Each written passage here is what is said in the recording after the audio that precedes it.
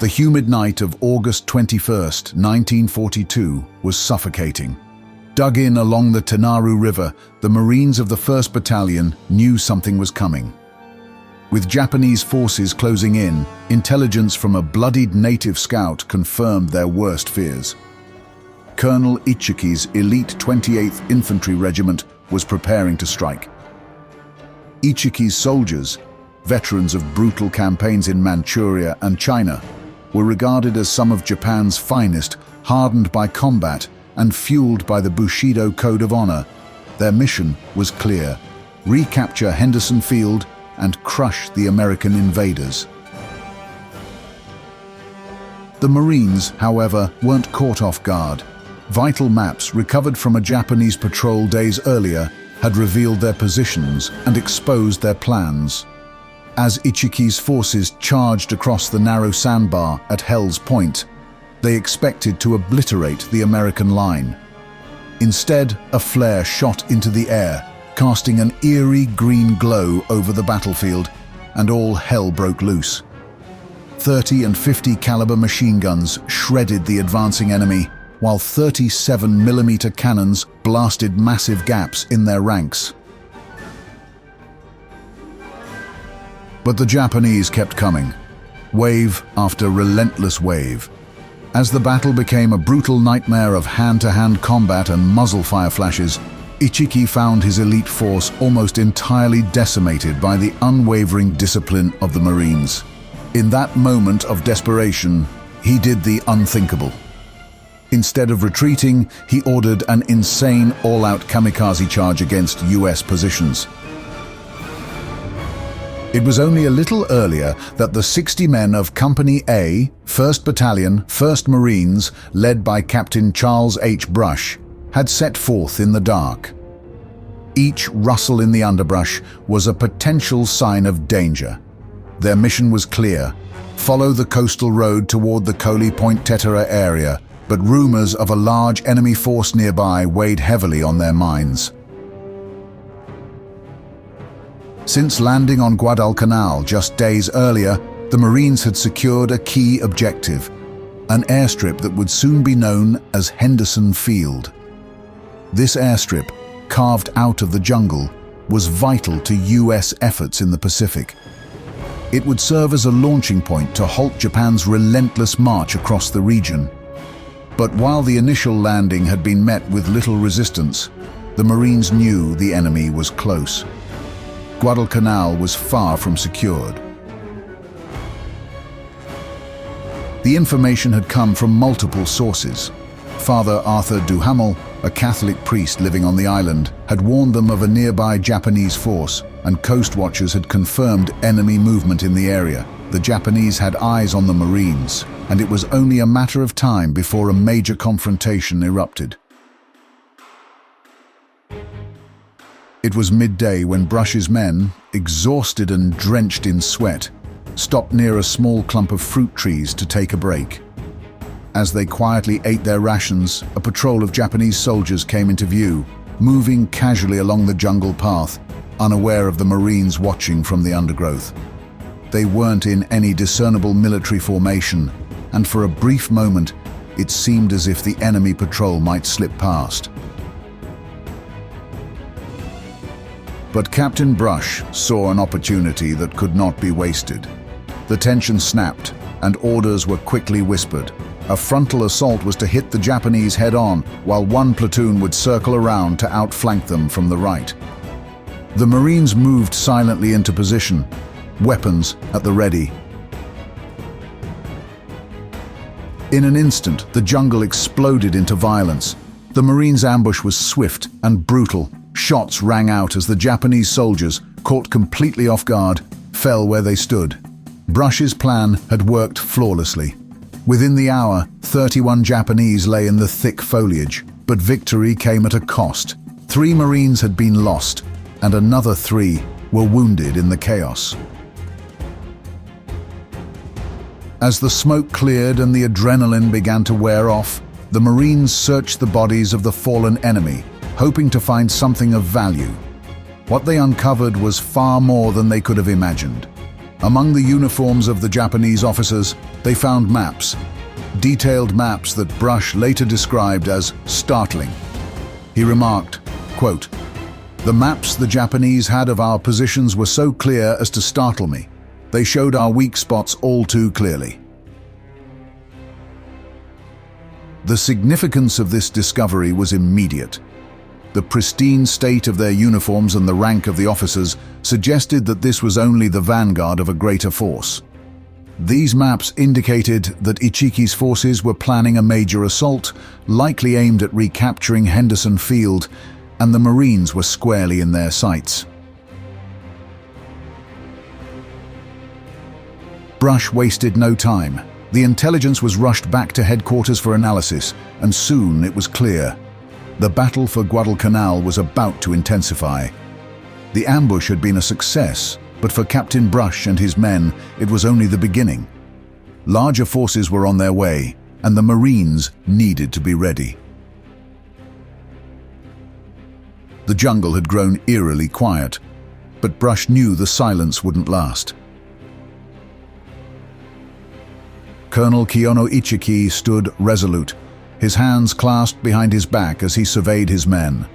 Proud, disciplined, and unwavering, they were the elite of the Japanese Imperial Army. Ichiki's 28th Infantry Regiment had been handpicked for the invasion of Midway, a battle that should have cemented Japan's dominance in the Pacific. But that victory never came. The Japanese Navy's defeat at Midway had robbed Ichiki of his chance for glory, and now Guadalcanal would be his redemption.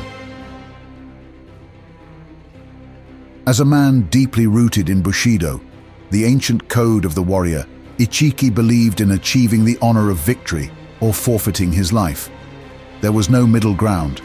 For him, retreat was not an option. To lose face was to dishonor his name, his men, and the emperor himself. His mission on Guadalcanal was simple: retake the island and wipe out the American invaders. He had no doubts. After all, his soldiers had fought in the brutal campaigns of Manchuria and China. They had earned a fearsome reputation as fearless, disciplined night fighters. The Americans, by contrast, were viewed as weak. Ichiki had referred to them as, quote, haughty, effeminate, and cowardly. To him, his enemy was unfit to fight in the conditions of the jungle or under the cover of darkness. His confidence bordered on arrogance. The defeat at Midway had shaken the Japanese high command, but Ichiki's resolve was ironclad. On the night of August 20th, 1942, Ichiki led 800 men, marching silently through the dense jungle, certain of victory. The plan was to strike the Marines at their perimeter along the Tenaru River, eliminate the American stronghold, and capture Henderson Field. In his mind, it was only a matter of time before the flag of the rising sun flew over the airfield once again. But Ichiki was blind to the reality he was walking into. Unbeknownst to him, the Marines had discovered his plans through the maps Captain Brush had retrieved from the earlier ambush. Worse still, his scouts had been slaughtered by the very force he sought to destroy. Yet, his confidence remained unshaken. Ichiki believed that his force of 800 battle-hardened soldiers could easily overpower the entrenched Marines. He didn't account for the defensive positions now fortified with machine guns, artillery, and barbed wire. The Marines may have been outnumbered, but they were prepared. What Ichiki couldn't foresee was that their intelligence network had already been alerted to his presence. Worse still, the Marines had a warning from a source Ichiki never expected: Sergeant Major Jacob Vauser.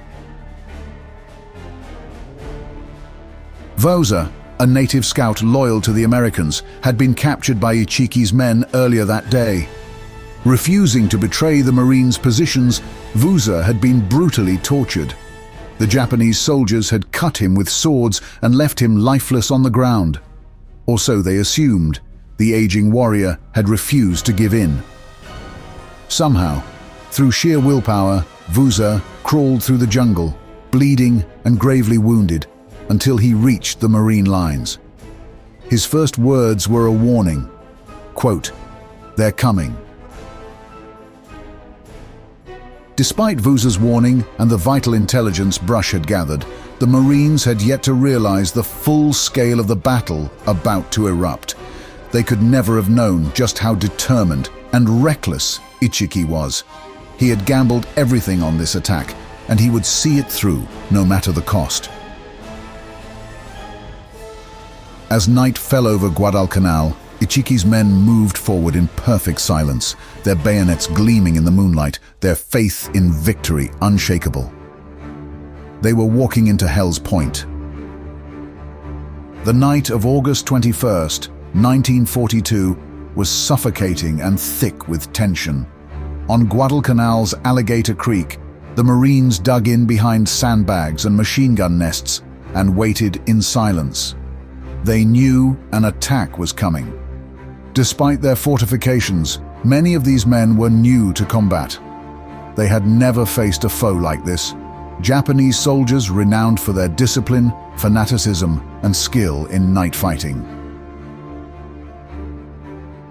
The Marines, numbering around 3,000, had the advantage in men and defensive positions. Yet, the 800 Japanese soldiers charging toward them were some of the finest the Imperial Army had, veterans of brutal campaigns in Manchuria and China. Led by Colonel Kiyono Ichiki, they had been trained to fight and give their lives with honor. Suddenly, the eerie quiet of the jungle shattered. Ichiki's soldiers poured out of the darkness, rushing across the sandbar at Hell's Point. For a brief moment, they were only shadows against the tree line, moving with terrifying speed. The Marines held their fire. The order was clear: wait until the enemy was close enough to hit hard.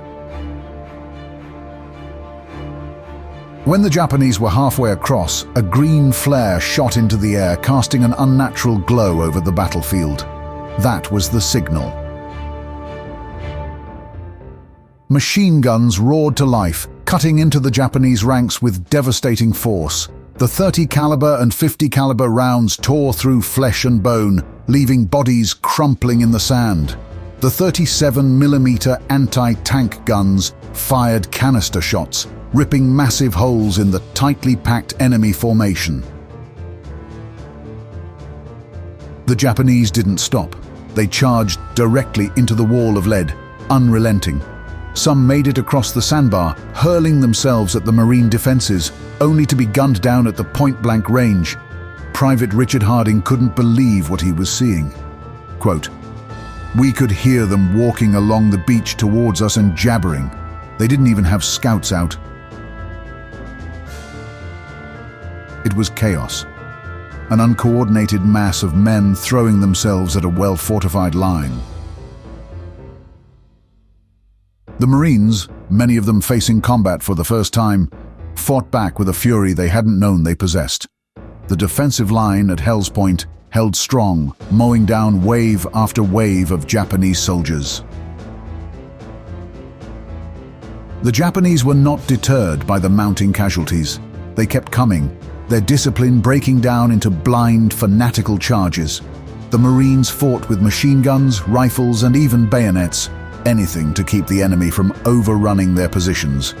The fighting was brutal, up close and personal. Corporal Dean Wilson's bar jammed at the worst possible moment, and without hesitation, he grabbed a machete, hacking down 3 Japanese soldiers who had broken through the line. The ferocity of the attack was unlike anything the Marines had ever experienced. These weren't the poorly equipped, untrained soldiers they had expected to face.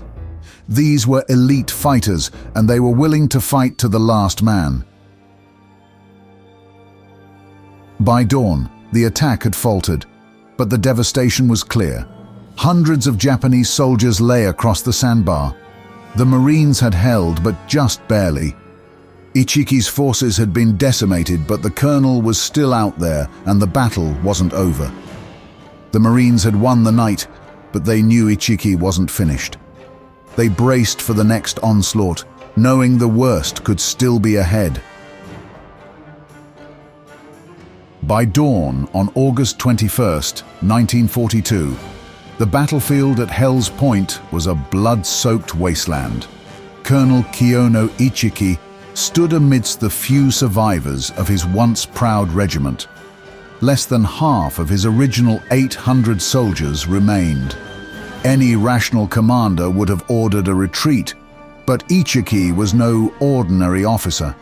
He was bound by Bushido, the ancient code of honor that dictated a warrior's life. To retreat was unthinkable. To fight on, even in the face of annihilation, was the only honorable path. Ichiki believed it was better to perish in battle than to admit defeat. His men shared this belief. To them, the idea of surrender or retreat was worse than any other fate. Ichiki's mission had failed, but there was still one option left: a final, desperate charge. Ichiki gathered what remained of his battered force and prepared for one last assault. The Marines, bolstered by their victory during the night, had been reinforced with light tanks from the 1st Tank Battalion.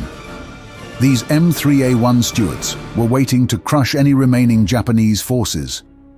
Still, Ichiki's pride and commitment to Bushido drove him to continue the fight. With grim determination, the remnants of Ichiki's soldiers surged forward. The final charge was chaotic and doomed from the start. The Marines, entrenched and prepared, opened fire once again, this time with even more firepower at their disposal. The light tanks rolled over the jungle terrain, crushing trees and firing their 37mm cannons into the brush. Canister rounds and machine gun fire shredded the advancing Japanese soldiers, turning the battlefield into a scene of utter devastation. Despite overwhelming losses, Ichiki pushed forward, refusing to accept defeat. His men, many of them bleeding and exhausted, followed him into the maelstrom. But the Marine firepower was too much. The Stuarts moved relentlessly, flushing out survivors from the jungle and cutting down anyone who remained. Marine artillery, including 75mm cannon fire, pounded the enemy's positions, leaving little room for escape.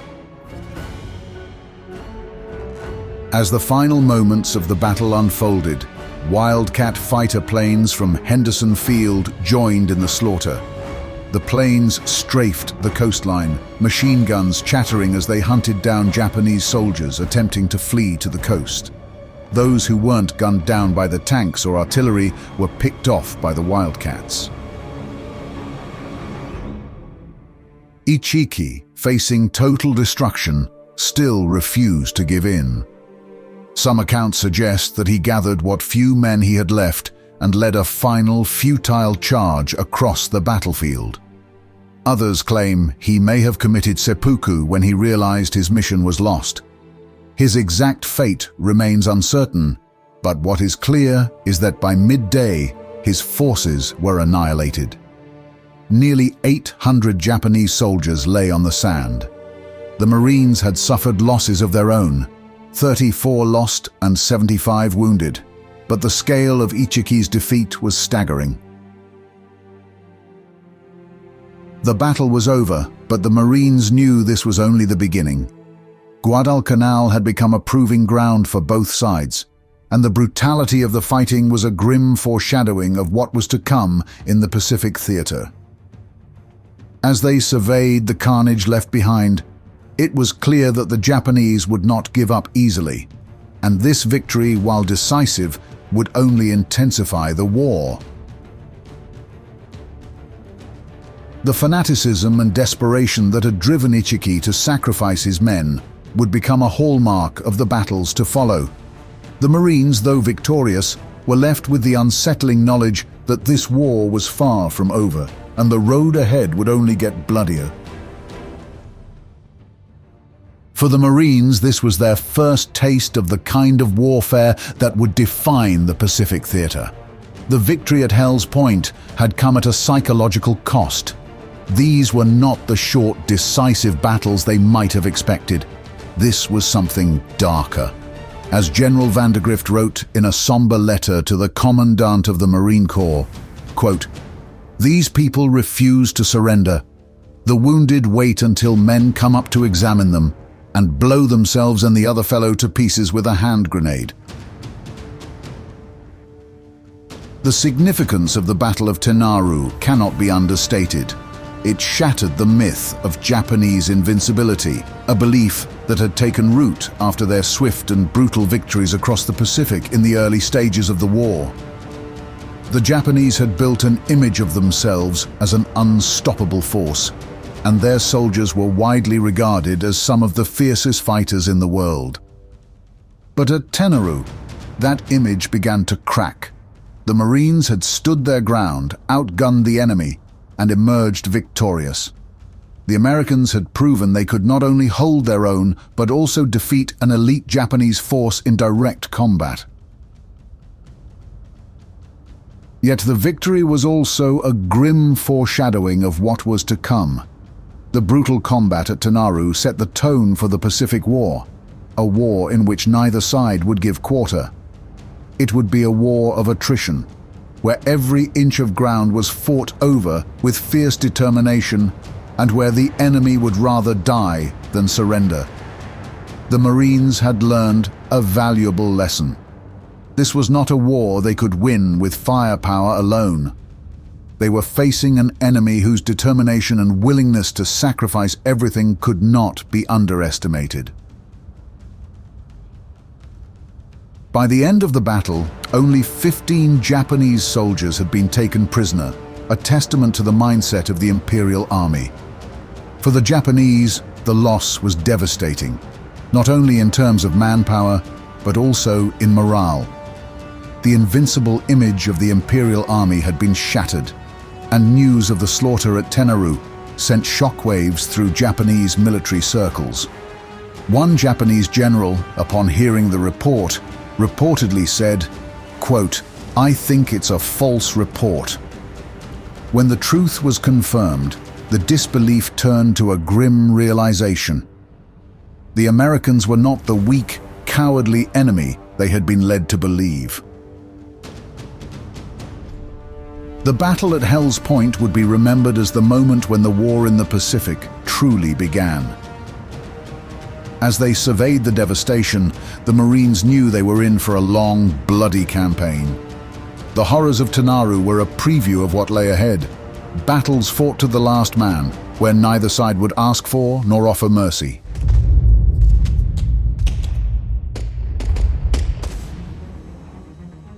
Deep within the dense canopy of ancient trees and tangled undergrowth that unfolded over the island of Guadalcanal like a fever dream, there stood a monumental ridge that in 1942 would become the setting to some of the most brutal and sweltering fighting of World War II. For the Japanese, the ridge was the only thing standing between their troops and Henderson Field, a vital airbase that gave US forces air supremacy over the region. Capturing the site would be essential for the Empire's war efforts. On the summit of that ominous landmass, Marine Corps Lieutenant Colonel Merritt "Red Mike" Edson would volunteer to lead a group of 800 Marines in an unparalleled resistance effort to contain the hordes of seasoned warriors of the Imperial Japanese Army who would fight to the last man to take control of the site. On September 12, 1945, as night fell, the jungle's maw swallowed the remnants of the day, the oppressive darkness rendering the landscape eerily quiet. It was a silence so profound it seemed to throb in the ears of the defending Marines. Hearts pounding like tribal drums, the rhythm pulsed through their veins as they gripped their rifles with white-knuckled determination. Suddenly, the tranquility was shattered. The roar of artillery fire unleashed a maelstrom of violence, one of the most horrific attacks in US military history. It was a crucible of such intensity, the resulting savagery etched an indelible mark upon the location, earning it the chilling epithet of Bloody Ridge. The battle, however, would not be the Ridge's final claim to fame. Another title awaited the serpentine strip of elevated terrain, a tribute to the valiant men who dared to defy fate under the stern command of Red Mike. Their courage altered the course of history, and in honor of their valor, the ridge would forever bear a more dignified title, Edson's Ridge. As the balmy summer of 1942 unfurled, the tide of the Pacific War reached the distant shores of a strategic outpost in the South Pacific, Guadalcanal. This island quickly came to the forefront for both the US and Japanese forces, each side recognizing its essential role in the grand theater of the conflict. The Japanese, striving to strengthen their grip on the Pacific, aimed to occupy Guadalcanal first. By doing so, they intended to sever the vital communication and supply lines between the United States and Australia. This move formed a part of their larger defensive strategy, threatening the balance of power in the Pacific. Meanwhile, for the United States and its allies, the necessity to halt the aggressive Japanese expansion was of utmost importance. Guadalcanal, for them, was a key strategic point, a potential launchpad for future offensives. Yet, amidst the complex geography of this island, one location stood out as the crucial point of contention: the Luga Point airfield. Under the Japanese's dedicated construction efforts, the completion of this airfield would have bestowed upon them a significant strategic advantage. A fully operational airfield meant that they could project their air power across the Pacific, thereby posing a formidable threat to the surrounding seas and islands, and particularly to the crucial connection between the US and Australia. Faced with this pressing strategic challenge, on August 7, 1942, the US Marines set in motion a daring and decisive counterstrike. Operation Watchtower, as it was known, aimed to wrest the airfield from Japanese control, a calculated gambit aimed squarely at curbing their Pacific aspirations. The ambitious Operation Watchtower, while initially met with fierce resistance, ultimately succeeded in securing the partially completed Luga Point airfield. This victory was not just a strategic gain, but it also served as a springboard for the US to launch air operations, dealing a swift blow to the Japanese forces in the region. Days later, on August 12th, in tribute to a fallen hero, Marine aviator Lofton Henderson, who had valiantly perished in the Battle of Midway, the airfield was christened with a new name, Henderson Field. Allied aircraft and pilots operating from this strategic location would soon earn the moniker Cactus Air Force, in recognition of the Allied codename for Guadalcanal. The surprise Allied assault on Guadalcanal had successfully disrupted Japanese plans, dealing them a blow that was not easily recoverable. With control of the airfield, the US asserted a dominant aerial presence over the Solomon Islands, creating an immediate and continuous challenge for the Japanese forces in the region. In response to the escalating situation, General Alexander Archer Vandergrift deployed his formidable 1st Marine Division, a force of 11,000 men, to fortify a flexible defensive perimeter around Henderson Field. In a display of strategic acumen, between August 21st and September 3rd, Vandergrift adroitly shifted 3 Marine battalions from Tilagu and Gavutu to Guadalcanal. Among them was the fearsome Lieutenant Colonel Merritt A. Edson's 1st Raider Battalion, lending significant strength to the defense. Reacting to the growing American presence, the Imperial Japanese Army made a strategic decision. Determined to reclaim Guadalcanal, they turned to the formidable 17th Army stationed at Rabaul. This elite unit was under the command of the unyielding Lieutenant General Harukichi Hyakutake. With his honor and that of his country at stake, Hyakutake was prepared to do whatever necessary to regain control over the vital airfield. The Allied capture of Henderson Airfield and the bolstering presence in the Solomon Islands significantly hampered Japanese warfare operations in the region. The Empire of the Rising Sun, in their urgency to reclaim their foothold, would miscalculate the consequences of a hasty counteroffensive. On the fateful night of August 21st, the Japanese launched a frontal assault on Alligator Creek, situated on the eastern flank of the Marine Lunga perimeter. This brutal confrontation, remembered as the Battle of the Tenaru, led to the decimation of the Japanese First Element troops. Of the 917 soldiers, a mere 128 lived to tell the tale. These survivors faced a grim return to Taivu Point, tasked with the heavy burden of reporting their catastrophic defeat to headquarters, all while anxiously awaiting further orders and desperately needed reinforcements. By August 23rd, a fresh beacon of hope arrived. General Kiyotake Kawaguchi and his unit, reached Truk, staging for their eventual deployment to Guadalcanal. In the wake of a significant loss of a troop convoy in a previous engagement, the Japanese revised their transport strategy. They began to move their soldiers to Rabaul, from where they would be ferried aboard nimble destroyers to the Imperial Navy's stronghold in the Shortland Islands. The speed and stealth of these destroyers allowed for the round trip from Guadalcanal to be completed within a single night, minimizing the risk of an Allied air raid. However, this approach was not without limitations. To bring in heavy military equipment and supplies required distinct, high-speed destroyer runs. This logistical necessity gave rise to what the Japanese wryly named the Rat Transportation, while the Allies, with an undercurrent of grudging admiration, termed it the Tokyo Express. The ingenious Japanese Admiral Raizo Tanaka, the architect of the Tokyo Express, oversaw the covert and unimpeded landings of reinforcements and supplies, much to the growing concern of the United States. The arrival of General Kawaguchi and the 35th Infantry via the Tokyo Express was a significant turning point. This reinforced presence threatened to destabilize the Allied forces. As the Japanese carried out their nighttime supply runs, Lieutenant Colonel Edson sought to undermine the enemy's plan by deploying his agile marine force around the island, striking several objectives. Edson, already hailed as a wartime prodigy with 2 Navy crosses under his belt, was about to make a pivotal decision that would drastically alter the course of the war. General Kawaguchi, with his sights set again on the Lunga perimeter, designated September 12th as the date for his ambitious attack.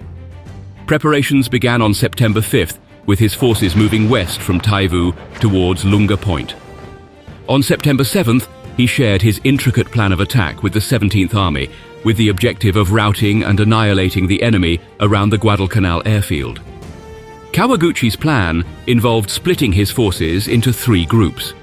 One group would launch an assault on the perimeter from the west, while the second contingent, known as the Kuma Battalion, would strike from the east. The main thrust, consisting of 3,000 men in 3 battalions, Kawaguchi's center body, would descend from the south of the Lunga perimeter. He also requested airstrikes on Henderson Field to commence on September 9th, along with naval warships to be stationed off Lunga Point by September 12th, aiming to destroy any Americans trying to flee.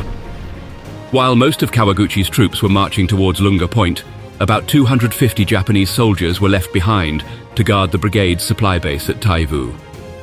At the same time, British-informed native scouts reported the presence of Japanese troops near the village of Tasimboko at Taivu, situated approximately 17 miles east of Lunga. In response to this intelligence, Lieutenant Colonel Edson, keen on disrupting the Japanese strategy, led 813 of his men towards Taivu. They were transported in 2 groups using destroyer transports USS McKean and Manly, as well as 2 patrol boats. At 5:20 a.m. on September 8th, Edson, along with 501 soldiers, arrived at Taivu.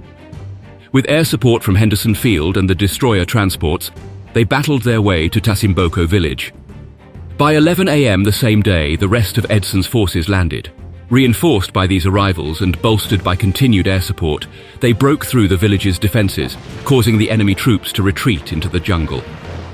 In Tasimboko, Edson's men discovered a well-stocked supply base for Kawaguchi's forces, including food, ammunition, medical supplies, and a crucial shortwave radio.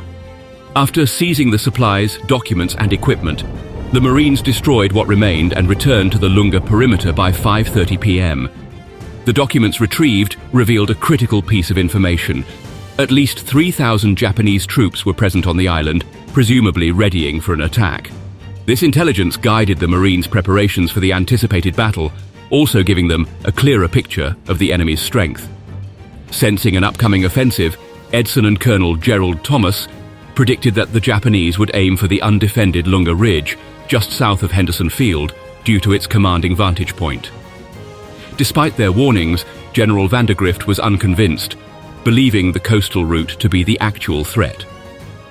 As the crucial date approached, Thomas managed to persuade Vandergrift to allow Edson's raiders to rest on the ridge, thereby subtly reinforcing its defenses. On September 11th, 840 men from Edson's unit were stationed on the ridge, ready to defend their position, yet unaware of the battle that was soon to commence. Before the battle, the Japanese conducted a series of skirmishes along the Lunga perimeter designed to test the capabilities of the American defenders around Henderson Field. The attacks were easily repelled by the amassing American forces, driving the Japanese fighters back into the jungle to mount a more powerful attack. On the eve of September 11th, the ominous roar of Japanese Mitsubishi G4M Betty bombers filled the air as explosives plummeted like hellfire onto the beleaguered American position. Colonel Edson's instincts screamed that a devastating follow-up attack was imminent and inescapable.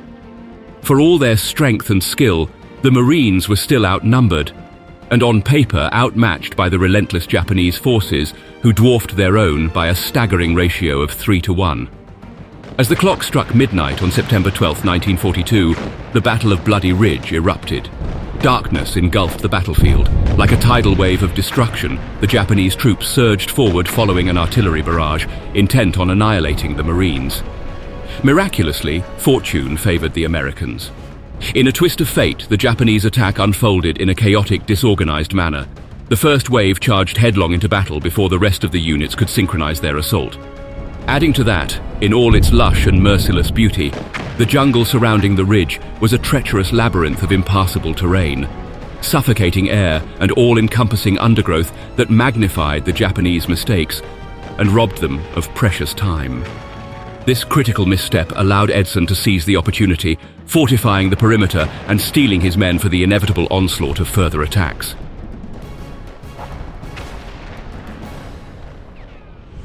As twilight embraced the battlefield on September 12th, Colonel Edson, standing resolute atop a grenade box, addressed his weary troops with stirring words that would echo through history. Quote, "You men have done a great job so far, but I have one more thing to ask of you. We have to hold out just one more night. I know we have been without sleep a long time, but I expect another attack, and I believe they will come through here. If we hold, I have every reason to believe we will be relieved in the morning." The Japanese emerged like specters from the dense jungle as darkness wrapped the land. General Kawaguchi unleashed his 3,000-strong force upon Edson's meager 830 soldiers, engaging them in a ferocious battle under a moonless sky. The Japanese army, master of nighttime warfare, unleashed a series of massive primary attacks, while at the same time sending smaller groups of infiltrators, who, concealed by the foliage and utter darkness, pierced the outer defenses set up by the Marines and struck right amid their positions. One such incursion on their right flank drove Marine raiders of Company B from their hilltop position, while another wave pushed back the Marines of the 1st Parachute Battalion. Desperate to hold their ground, Edson ordered a tactical retreat to the command post at the heart of the ridge on Hill 123. The emerald abyss of the jungle that had previously slowed down the Japanese onslaught now seemed to be on their side. It was a blanket that made their moves invisible until they came charging from within the impenetrable thicket. In the most harrowing moment of the nightmarish clash, panic gripped some Marines as rumors swirled that the Japanese were deploying poison gas, instilling fear in those who no longer had their gas masks. As they reached the area behind Hill 123, some Marines pressed on towards the airfield, screaming, "Withdraw!" to anyone they encountered, who quickly followed suit. Just as it seemed that the Marines on the hill were on the verge of breaking ranks and allowing the Japanese to overwhelm Henderson Field, Major Kenneth D. Bailey from Edson's staff and other Marine officers made their appearance. They fiercely commanded the Marines back into line, ushering them into defensive positions around Hill 123 while dispelling their collective panic. Their timely intervention helped prevent a collapse in morale. It maintained the Marines' resolve, ensuring they would stand their ground against the relentless Japanese, who continued to press their advantage. Still, Edson emerged from the command post alongside a few officers, roaring encouragement to his troops, urging them to stand firm and fight, reminding them that they were the best soldiers on the face of the earth. With their spirits reignited, the raiders fought tenaciously to hold their positions, forming a formidable horseshoe defense around Hill 123. The Japanese battalion launched wave after wave of furious assaults, advancing under the meager illumination of parachute flares dropped by a Japanese float plane. Undaunted, the Marines valiantly repelled their attackers, even as the enemy wheeled a 75mm regimental gun onto Hill 80 to decimate the American command post and decisively turn the tide of battle in Japan's favor. Yet, in a miraculous twist of fate, the gun's firing pin failed, hindering what could otherwise have been a massive Japanese advantage. But there was no time to celebrate. The onslaught of Japanese forces continued unabated. Seizing the opportunity to exploit the exposed left flank of the Lunga perimeter, Edson led a daring charge. He ordered parachute companies B and C to advance from behind Hill 123, sweeping forward with fixed bayonets. The fearless paramarines cut down Japanese soldiers who had breached the marine lines and were seemingly poised to undo the American defenses from the flank. They took position on the hill's eastern side, fortifying the Marines' stand. Meanwhile, Marines from other units and members of Edson's command staff, including Major Bailey, braved enemy fire to deliver much-needed ammunition and grenades to the Marines around Hill 123, who were perilously low on supplies. The sudden and brutal assault surprised the Japanese and sent many fleeing from the hill. The tide began to turn as the Marines unleashed a barrage of heavy artillery fire upon their foe, forcing those who survived the initial onslaught to confront the Americans' unwavering resolve in hand-to-hand combat. As the battle raged, the Japanese launched a vicious assault on Edson's left flank mere moments after the parachutists had taken position. Yet the indomitable Marines held their ground, repelling the enemy with a deadly hail of rifle, machine gun, mortar and grenade fire. The Marine 105mm and 75mm artillery added to the devastation, tearing through the Japanese ranks. One captured soldier later recounted that his unit had been annihilated by the Marine artillery fire, with a mere 10% surviving the onslaught. Marine Captain William J. McKinnon, a participant in the battle, recounted the relentless nature of the Japanese onslaught. Quote, "The Japanese attack was almost constant, like a rain that subsides for a moment and then pours the harder. When one wave was mowed down, and I mean mowed down, another followed it." By 4 a.m., after enduring a relentless series of attacks that saw some devolve into brutal hand-to-hand combat and being subjected to incessant sniper fire from all directions, Edson's men were reinforced by troops from the 2nd Battalion, 5th Marine Regiment. Together, they repulsed 2 more ferocious Japanese offensives before the first light of dawn. Throughout this harrowing night, Colonel Edson remained steadfast, standing a mere 20 yards behind the Marine firing line on Hill 123, rallying his troops and orchestrating their defensive efforts with unwavering determination. Marine Captain Tex Smith, who was able to observe Edson for most of the night, said, quote, "I can say that if there is such a thing as one man holding a battalion together, Edson did it that night. He stood just behind the front lines, stood when most of us hugged the ground." Amid the savage fighting, fragments of 3 Japanese companies, 2 from Tamura's and 1 from Watanabe's battalions, managed to circumvent the Marine defenses on the ridge. Despite suffering heavy losses, they reached the edge of Fighter 1, a secondary runway at Henderson Field. However, a swift counterattack by Marine engineers thwarted the advance of 1 Japanese company, forcing them to retreat. The other 2 companies, hesitant to venture into the open area surrounding the airfield without reinforcements, withdrew to their original positions south of the ridge as day broke. As the first light of dawn crept over the horizon, approximately 100 Japanese soldiers remained exposed on the south slope of Hill 80, potentially gearing up for one final charge on Hill 123. However, guided by the emerging daylight, 3 US Army P-400 Airacobra fighters from the 67th Fighter Squadron at Henderson Field dashed into the fray, strafing the exposed Japanese troops near Hill 80, cutting down most of them. The few survivors fled back into the ruthless jungle. The Battle of Bloody Ridge would forever be etched in the annals of Marine history as a momentous victory, immortalized as the Battle of Edson's Ridge. At precisely 5 minutes past 1 in the morning on September 14th, General Kawaguchi ordered a retreat, leading his remaining soldiers away from the ridge and into the sheltering jungle. There, they tended to the wounded and rested for a day. Kawaguchi was then instructed to withdraw westward towards the Matanikau River Valley. The able-bodied soldiers had to assist in transporting the wounded. They journeyed hungry and exhausted, consuming the last food supplies the morning before their withdrawal. Many abandoned their rifles and equipment to endure the grueling trek. Only half of them were armed when they reached Kokumbona to rendezvous with another unit. During the battle, General Kawaguchi lost over 850 men, and an unknown number of wounded soldiers perished during the arduous journey to Matanikau. The Marines estimated they had eliminated around 500 Japanese soldiers while losing 80 comrades between September 12th and 14th. On September 17th, Vandegrift dispatched 2 companies from the 1st Battalion to pursue the retreating Japanese. They were ambushed by rearguards, and while 1 Marine platoon was lost, the remainder returned to the Lunga perimeter. Vandegrift denied a request to rescue the missing platoon. Only a few wounded members of that platoon were ever heard from again. On September 20th, a patrol from Edson's battalion successfully engaged a retreating column of Japanese soldiers.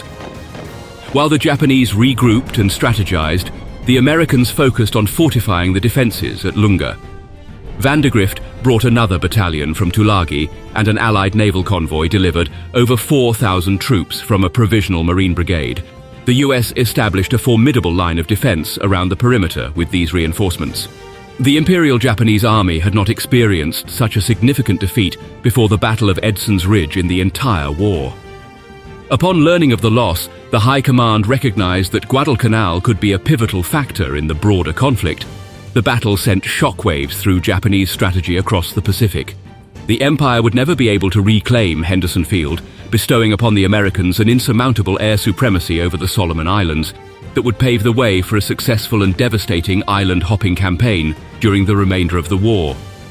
General Hyakutake had to withdraw troops from New Guinea, only 30 miles from their target of Port Moresby, to reinforce the Solomon Islands front.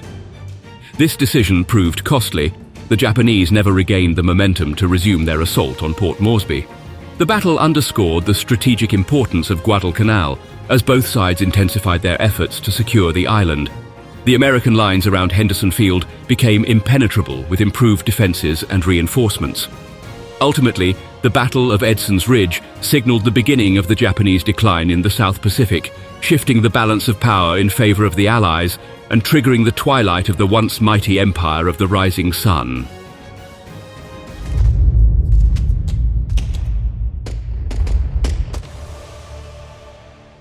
U.S. Navy Corpsman John Bailey, alongside thousands of the U.S.'s most elite Marines, braced for yet another landing in the seemingly endless American island-hopping campaign in the Pacific.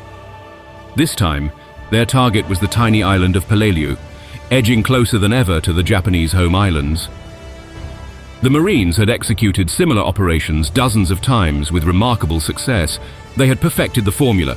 First, the massive US naval guns would unleash 3 days of relentless bombardment on the island. Then, the Marines would land to sweep away whatever remained. General William Rupertus, the commander orchestrating the landings, confidently predicted they would capture Peleliu in, a quote, 2 to 3 days. However, when Bailey disembarked on Peleliu aboard their battered Amtraks on September 15, 1944, he sensed an ominous shift. The Japanese resistance on the beaches was unexpectedly light. The Marines secured the beaches in just over a day, yet as they ventured inland, the Japanese sprang their lethal trap. Emerging from Peleliu's lush hills, caves and ridges, the Japanese mounted a fierce, coordinated defense, unlike anything the Marines had encountered. In secrecy, Japan had transformed Peleliu's rugged landscape into a labyrinth of heavily fortified bunkers and fortifications, stretching across the island and converging on Umurbrogol Mountain, a veritable fortress. Days turned into weeks. The Marines found themselves ensnared in a horrifying fever dream. They fought for every inch, delving into Japanese-infested caves and ridges where they faced entrapment, isolation, and ambushes, with only muzzle flashes piercing the darkness. Casualties mounted at an unprecedented rate from enemy fire, as well as illness, dehydration, and starvation.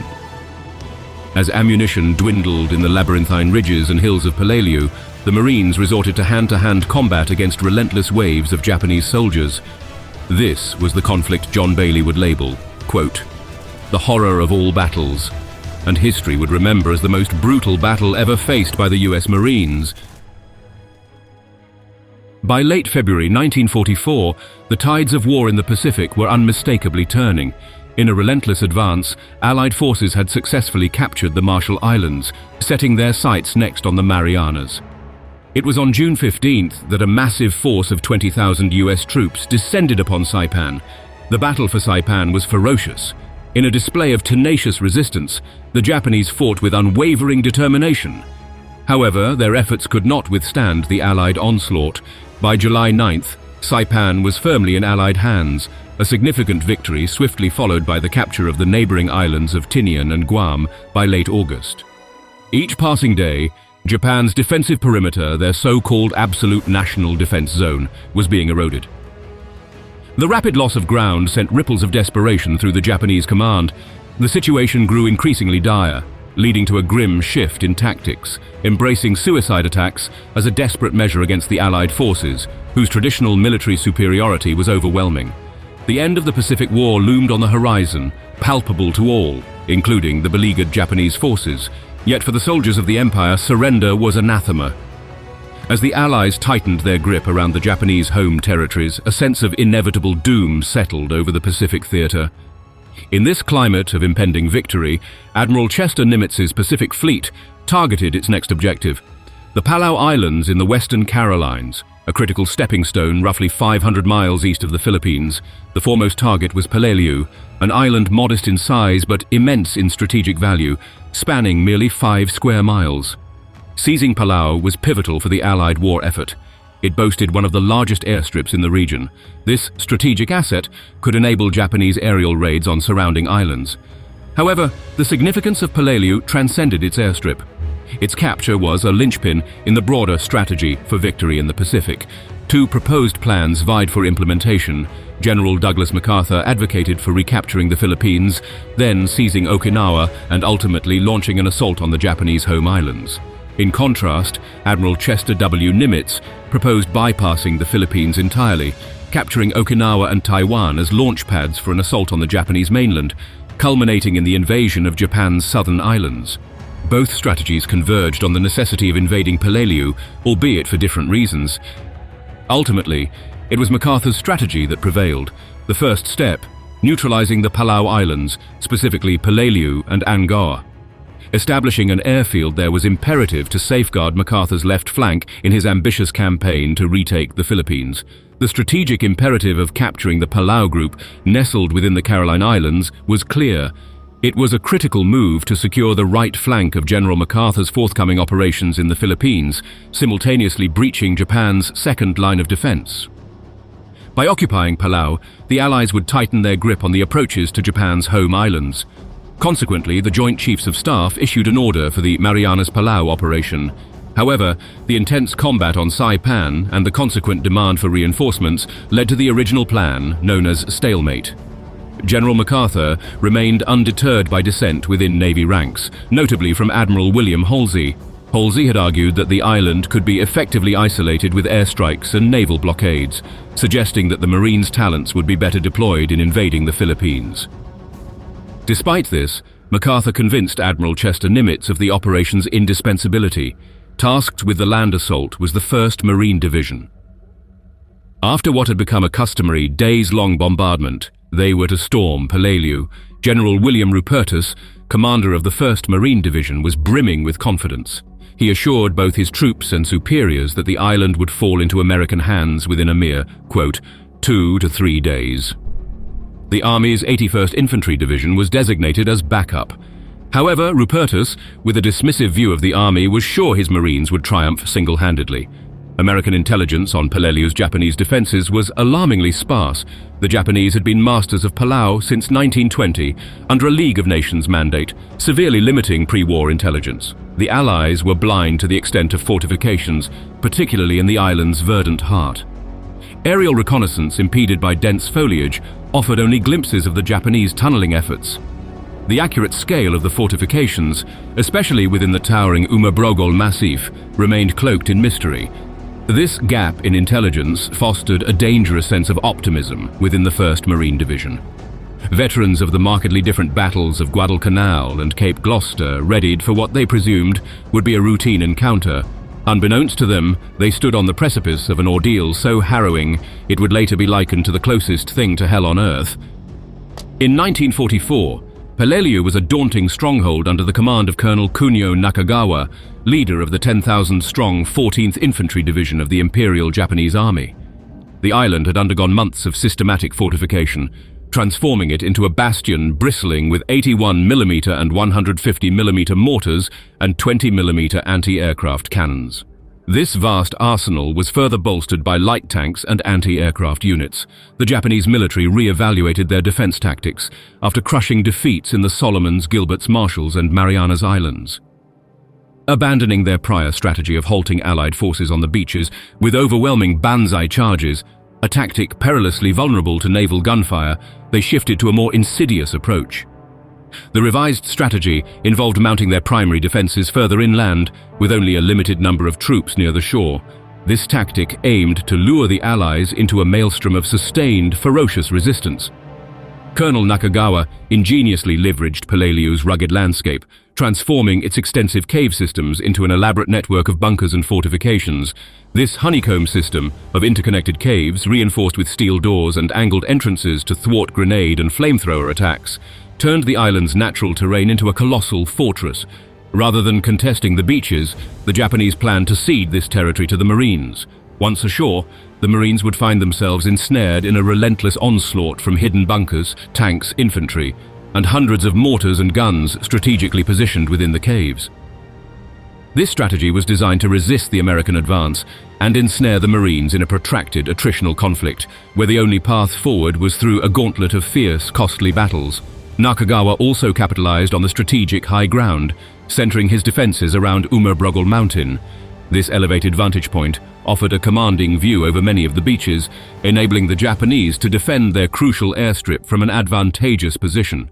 The beaches themselves were transformed into a perilous maze for the landing craft, laden with mines and heavy artillery shells, primed to detonate upon impact. A battalion was strategically deployed along the shoreline to impede the American push inland, merely a prelude to the true defenses that lay in wait within the island's interior.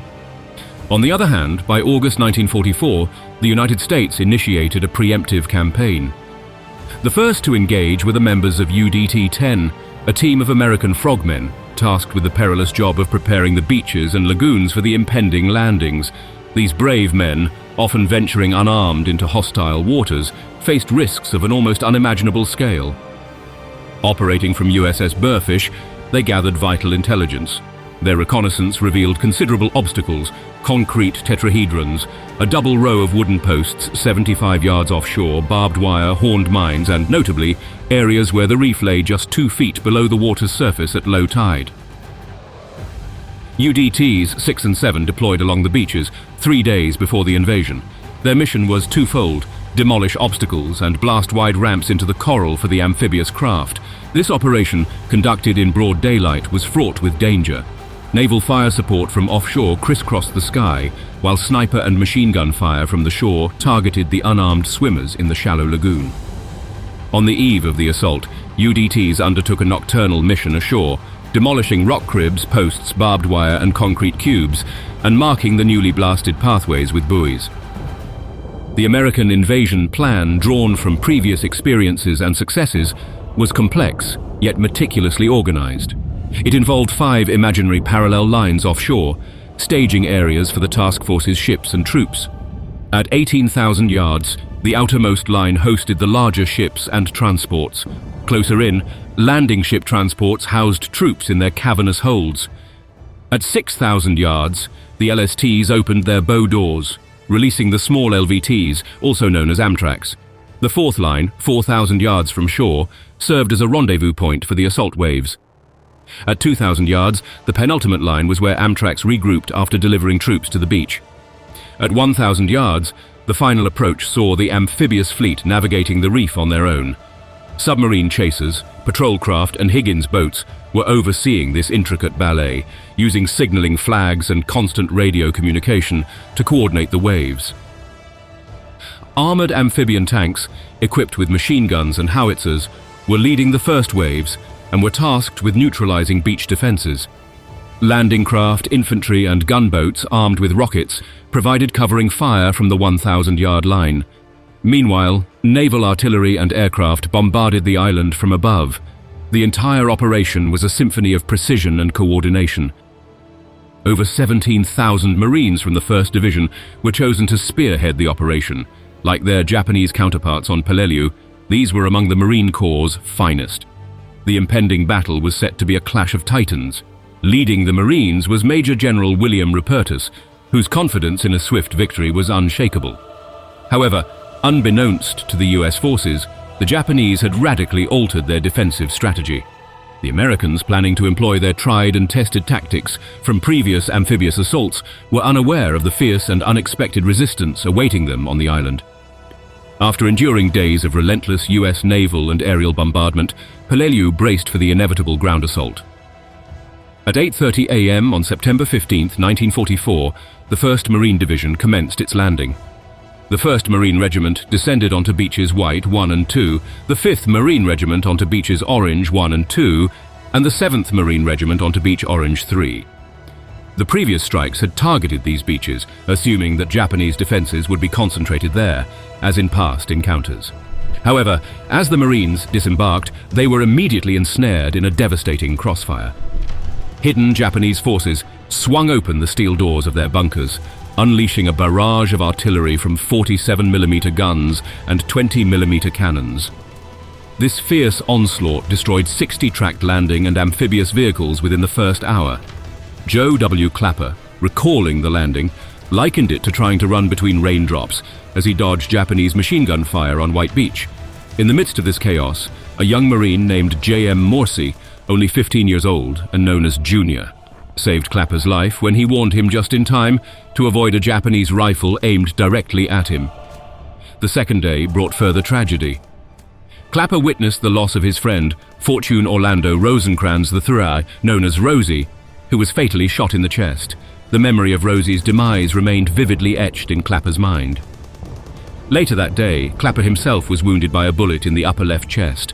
A Navy corpsman attended to his wound before he was evacuated to a hospital ship, leaving behind a beach carpeted with fallen Marines. Meanwhile, Colonel Chesty Puller narrowly avoided an untimely end when a dud artillery round hit his landing vehicle at Orange Beach. His communications unit wasn't as fortunate, destroyed by a 47mm round. Amidst coconut groves, the 5th Marines made significant progress, pushing toward the island's airfield. But their advance was soon met with a fierce counterattack. Nakagawa's armored tank company surged across the airfield, desperate to repel the Marine advance. The battle escalated as the Americans retaliated, their firepower amplified by tanks, howitzers, naval guns, and dive bombers. This concerted effort swiftly overwhelmed the Japanese counterattack. As dusk fell, the Americans had secured most of the beaches, but their hold extended little beyond that. The cost was steep: 200 Marines killed and 900 wounded. Despite these losses, Major General William Rupertus maintained his confidence, convinced that the Japanese defenses would soon collapse under the relentless American assault. On the second day of battle, the 5th Marines made a concerted push to seize the airfield, advancing towards the eastern shore of Peleliu. Their progress, however, was met with relentless artillery fire raining down from the highlands to the north, inflicting numerous casualties. The Japanese forces were not the sole source of the Marines' suffering. The scorching heat, with temperatures soaring above 115 degrees Fahrenheit, exacted a brutal toll. Many soldiers succumbed to heat exhaustion in their strenuous efforts to overpower the entrenched Japanese positions. Compounding the hardship, the Marines' water supply, contaminated from being stored in oil drums, became a source of illness, further escalating the casualty count. U.S. Navy Corpsman John Bailey, serving under the command of the legendary Marine Colonel Lewis Burwell Chesty Puller in the 1st Marine Regiment, vividly recalled their relentless conditions. The pre-landing bombardment, coupled with ongoing combat, had obliterated most of the trees and foliage that might have offered some respite in shade and cover. Under the unrelenting sun, sunburn and blisters were rampant. The hot, humid climate was so severe that some men's eyes swelled shut. The landscape, littered with sharp coral, presented its own deadly hazard. Flying shards of coral, propelled through the air by bomb and artillery barrages, claimed additional lives. Beyond his duties with the Marines, Bailey also worked with the Graves Registration Service units. His task involved the grim work of finding, identifying, and burying fallen Marines in a temporary cemetery on the island. For Bailey, ensuring the identification of their comrades was a matter of profound importance, a solemn duty to the families who deserved to know the fate of their loved ones. The intensity and constancy of the fighting meant that they could not begin retrieving fallen Marines until 3 to 4 days after the battle commenced. In Peleliu's punishing climate, the relentless heat rendered many unrecoverable within just 2 days.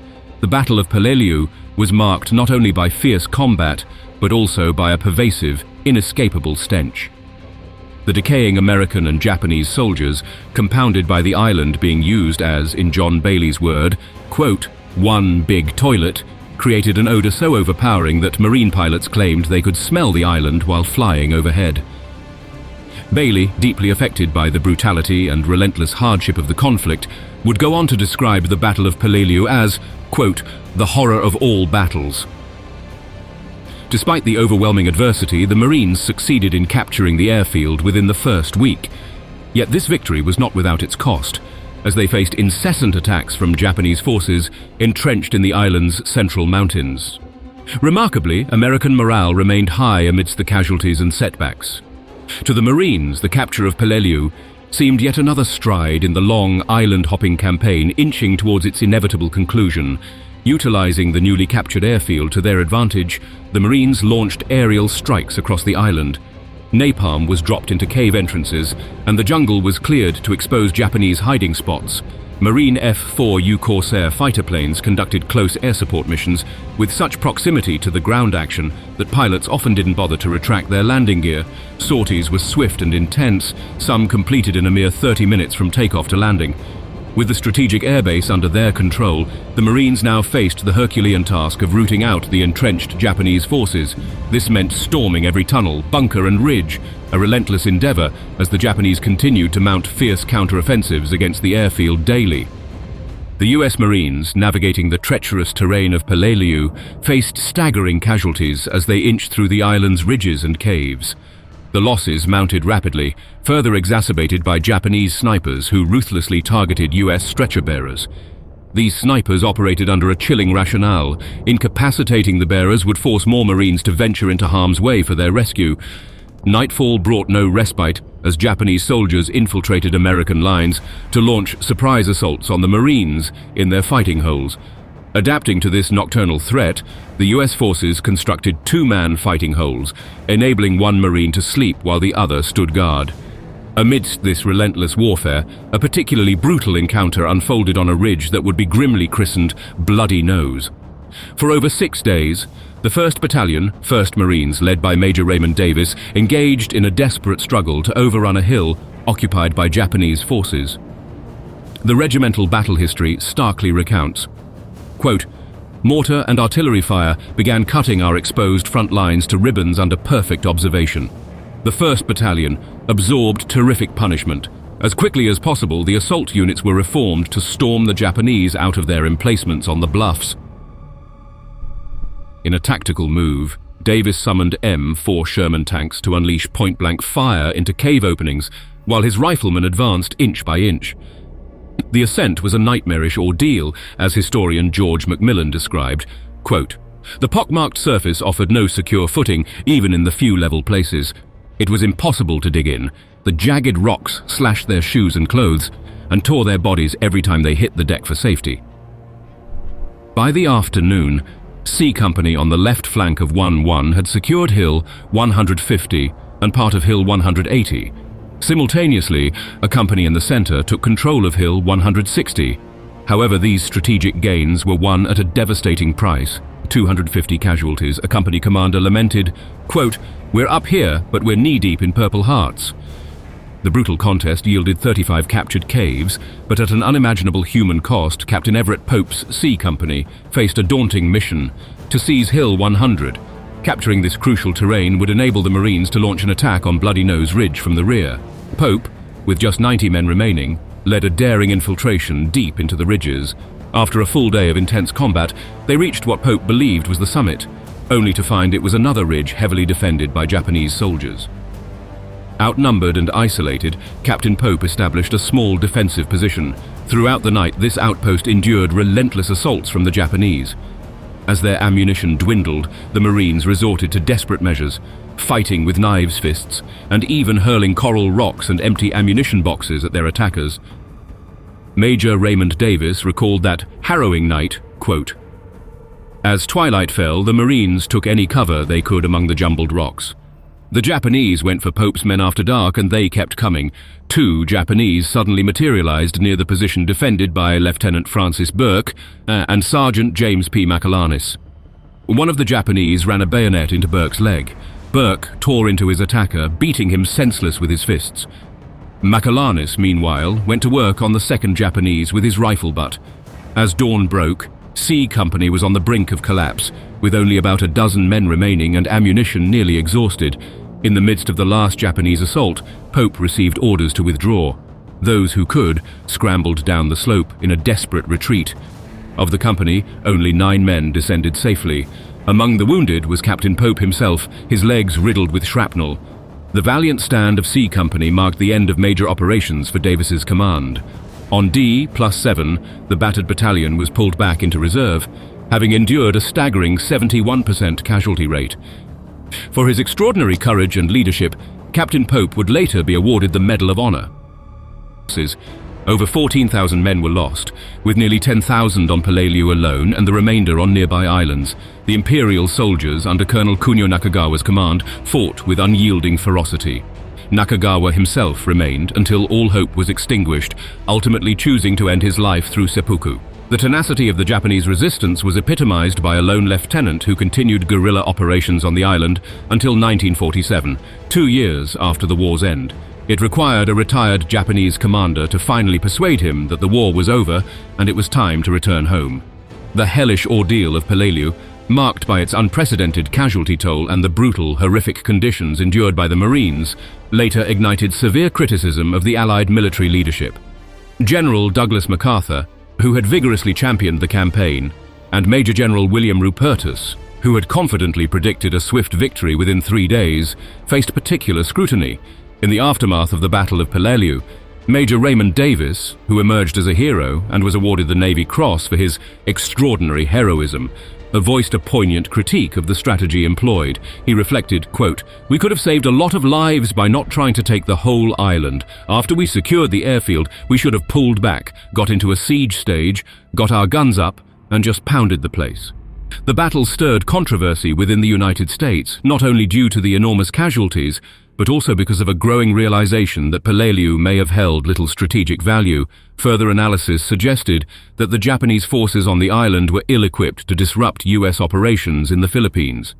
Additionally, the captured airfield played no significant role in the Philippines invasion. Instead, the Ulithi Atoll in the Caroline Islands served as the staging base for the invasion of Okinawa. Limited media coverage of the battle somewhat mitigated the potential for scandal.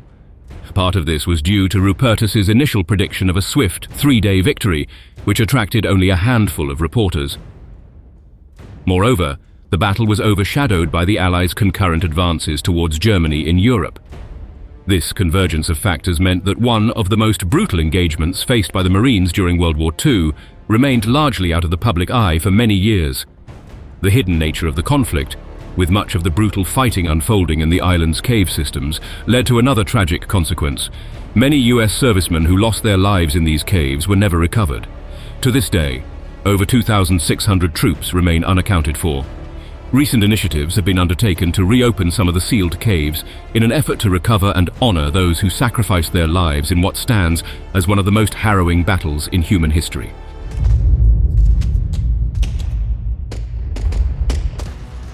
As the Allies stormed the beaches of Normandy in 1944, a lesser-known yet equally pivotal campaign unfolded on the shores of Saipan, on the other side of the world.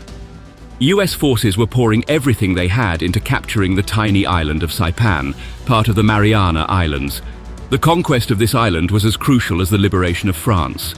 Once America controlled the Marianas and their airfields, the US would finally be within range to dispatch B-29 bombers straight into the heart of Japan, a strategic move imperative for ending the war. The Japanese understood the stakes. Saipan was more than just another captured island. It was part of their homeland, and they were prepared to defend it to their last breath. American servicemen were bracing for one of the most brutal and grueling campaigns of World War II, determined to wrest the island from the grasp of the Empire of the Rising Sun. The spirit coursing through the American fighters was ready to propel them beyond what was thought possible. Sergeant Thomas Alexander Baker, a young soldier from the 105th Infantry Regiment, was among them. Severely wounded after American forces repelled a 5,000-strong Japanese counterattack, Baker faced a dire situation. As his comrades struggled to evacuate him during a desperate retreat, he made an unthinkable request to be left behind. Unwilling to endanger others for his own life, he chose to confront his fate in a heroic last stand, buying time for his friends to escape. But there was one problem. He only had 8 bullets left in his gun. The Pacific Theater's island-hopping campaigns in World War II were a gruesome ordeal, eclipsing the challenges faced by American forces on the Western Front. The brutality encountered in the Pacific was paralleled only by the savagery of the Eastern Front, where Germans and Soviets engaged in a relentless struggle, fiercely contesting every inch of land. While the Germans grappled with the bitter cold of Russia's vast landscapes in the early years of the war, the US Army and Marine Corps endured the stifling heat of the Pacific's tropical jungles for 4 arduous years. The oppressive climate, torrential rains, and menacing wildlife of the Pacific Islands posed a daunting threat to the health and well-being of the American soldiers, presenting a battle against nature as daunting as the fight against the enemy. The United States Marines were pitted against the tenacious and unwavering Japanese warriors, fiercely loyal to Emperor Hirohito. Educated in the ancient samurai tradition of Bushido, the Imperial Japanese Army's soldiers, sailors, and Marines were indoctrinated with a resolve to never surrender, even in the face of overwhelming odds and certain death. Japan had been growing into a powerful military force since the 1920s, aspiring to become the dominant power in the Pacific. Before World War II, the Empire of the Rising Sun had established its might through brutal campaigns across Asia in the late 1930s. The 1941 attack on Pearl Harbor, following the US oil embargo, caught the American armed forces at a disadvantage, lacking sufficient manpower and firepower for immediate retaliation. However, this dynamic would rapidly shift. The tide began to turn with the American victory in the pivotal Battle of Midway in 1942, a moment many historians regard as the turning point in the Pacific theater. This victory was a stark wake-up call to the Imperial Japanese Navy, which had gravely underestimated their American adversary. The US forces, determined to push Japan to surrender, realized that the path to the Japanese heartland lay through eliminating fortified Japanese garrisons spread across the Pacific Islands. As the American troops advanced closer to mainland Japan, they encountered increasingly fierce resistance. Japanese soldiers, steeped in a culture of unyielding bravery, were prepared to fight to their last breath rather than surrender. This resolve manifested in desperate banzai charges and catastrophic kamikaze attacks aimed at inflicting maximum damage on the enemy. Yet the young Americans adapted swiftly, responding with equal ferocity. They conquered island after island with remarkable bravery, overcoming Wake Island, Guadalcanal, Tarawa, and more. As they approached the sacred Japanese home islands, the strategic importance of Saipan and the Marianas became apparent. Their proximity to Japan made them vital staging grounds for the planned invasion of Japan. For the Japanese, who considered Saipan part of their homeland, the stakes were higher than ever. Their defense became increasingly desperate and fierce, setting the stage for one of the most intense and harrowing battles of the Asian conflict. The narrative of Saipan occupies a profoundly significant and emotionally charged chapter in Japan's history, particularly during its expansionist phase and the ensuing turmoil of World War II. Saipan's relevance to Japan transcended the usual strategic military importance often associated with territories seized in wartime. It was deeply rooted in the nation's history, culture, and imperial ambitions. Saipan's connection with Japan began well before the cataclysm of World War II. Following World War I, the League of Nations assigned Japan the mandate over former German territories in the Pacific, including the Mariana Islands, with Saipan among them. This mandate, awarded for Japan's support of the Allies and as a punitive measure against Germany, marked the onset of Japanese governance over Saipan. This reign spanned 3 decades, from 1914 until 1944. During this period, Saipan transformed from a distant outpost into an integral part of Japan's Pacific dominion. In stark contrast to other islands that served as mere strategic military bases, Saipan was envisioned and nurtured as an extension of the Japanese mainland. This view was fostered through a systematic policy of cultural assimilation and settlement. The Japanese government actively promoted migration to Saipan. Japanese families relocated there not randomly, but as part of a structured campaign.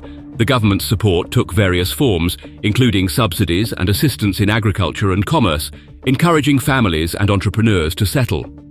This influx of settlers led to the establishment of a community mirroring that of Japan, replete with educational institutions, Shinto shrines, and businesses. The island's infrastructure and economic landscape were meticulously developed, further integrating it with Japan. This deliberate settlement and development were components of Japan's broader Nanshinron policy, an agenda focused on southern expansion. Saipan, with its fertile lands and pivotal location, perfectly aligned with this strategy. The island's burgeoning sugar plantations underscored the economic success of Japan's southern expansion. However, Saipan's significance for Japan extended beyond mere economic and strategic considerations. For many Japanese citizens, the island symbolized the realization of their nation's imperial aspirations and a concrete example of their empire's geographical reach. It stood as a beacon of national pride, a distant territory seamlessly woven into the Japanese national fabric. With the onset of World War II, Saipan's role shifted towards a more militaristic focus. Yet, its identity as part of the Japanese homeland persisted. Defending Saipan was not just a military objective, it was a matter of profound national honor, reflecting the deep emotional and cultural ties that had been nurtured over the decades. From this perspective, the Japanese military, recognizing the strategic importance of Saipan and anticipating an imminent Allied attack, deployed an array of defensive mechanisms across the island. These defenses were meticulously designed and strategically positioned to fortify the island against invasion. The defensive installations included a network of bunkers, pillboxes, artillery positions, and trenches. These fortifications were strategically dispersed, particularly along the western and southern beaches, where the Japanese anticipated an amphibious assault by Allied forces.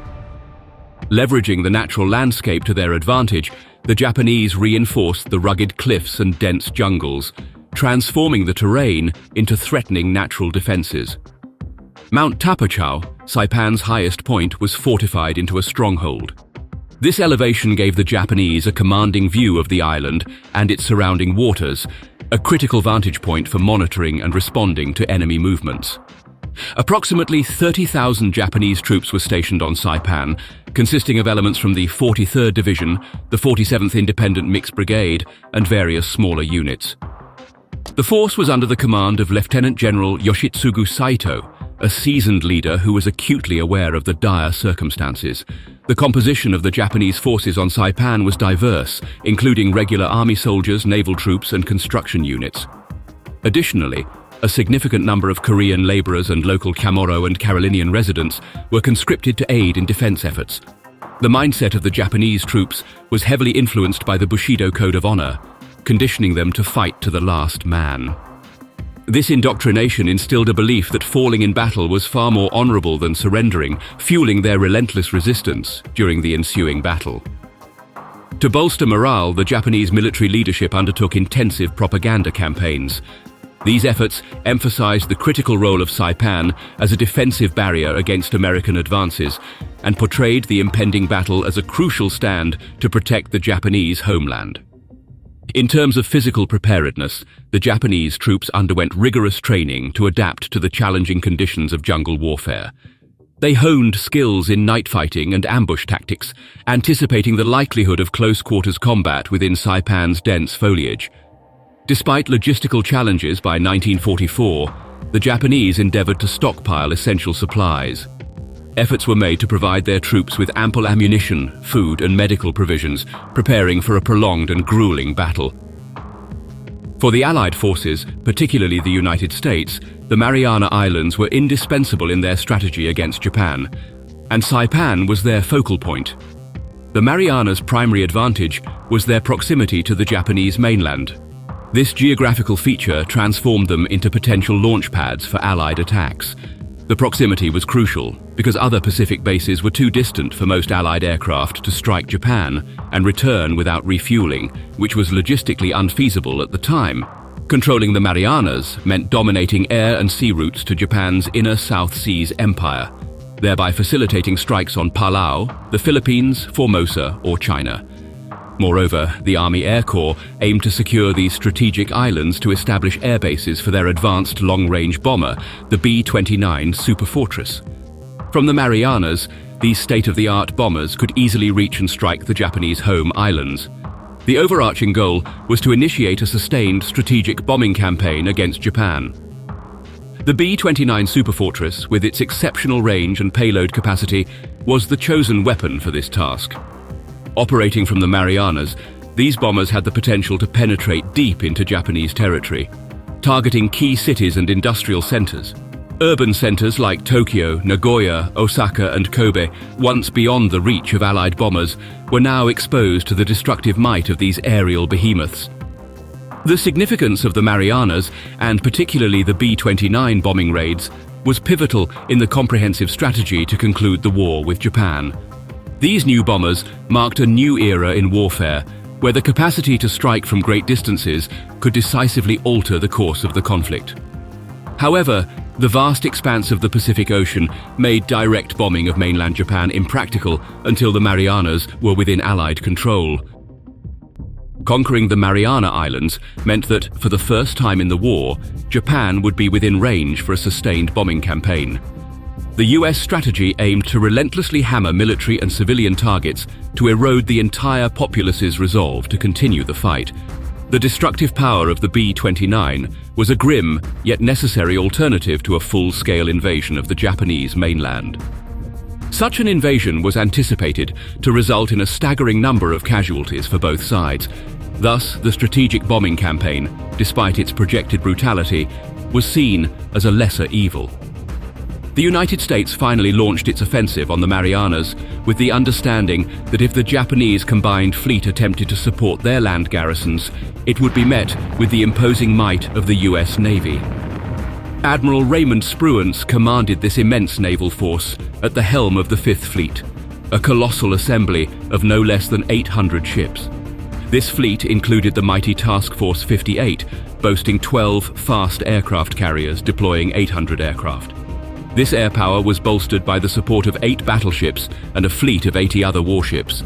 Spruance's fleet was not only a naval juggernaut, but also a crucial transport mechanism for ground forces, carrying an impressive contingent of 80,000 Marines and nearly 50,000 soldiers for a massive amphibious landing operation.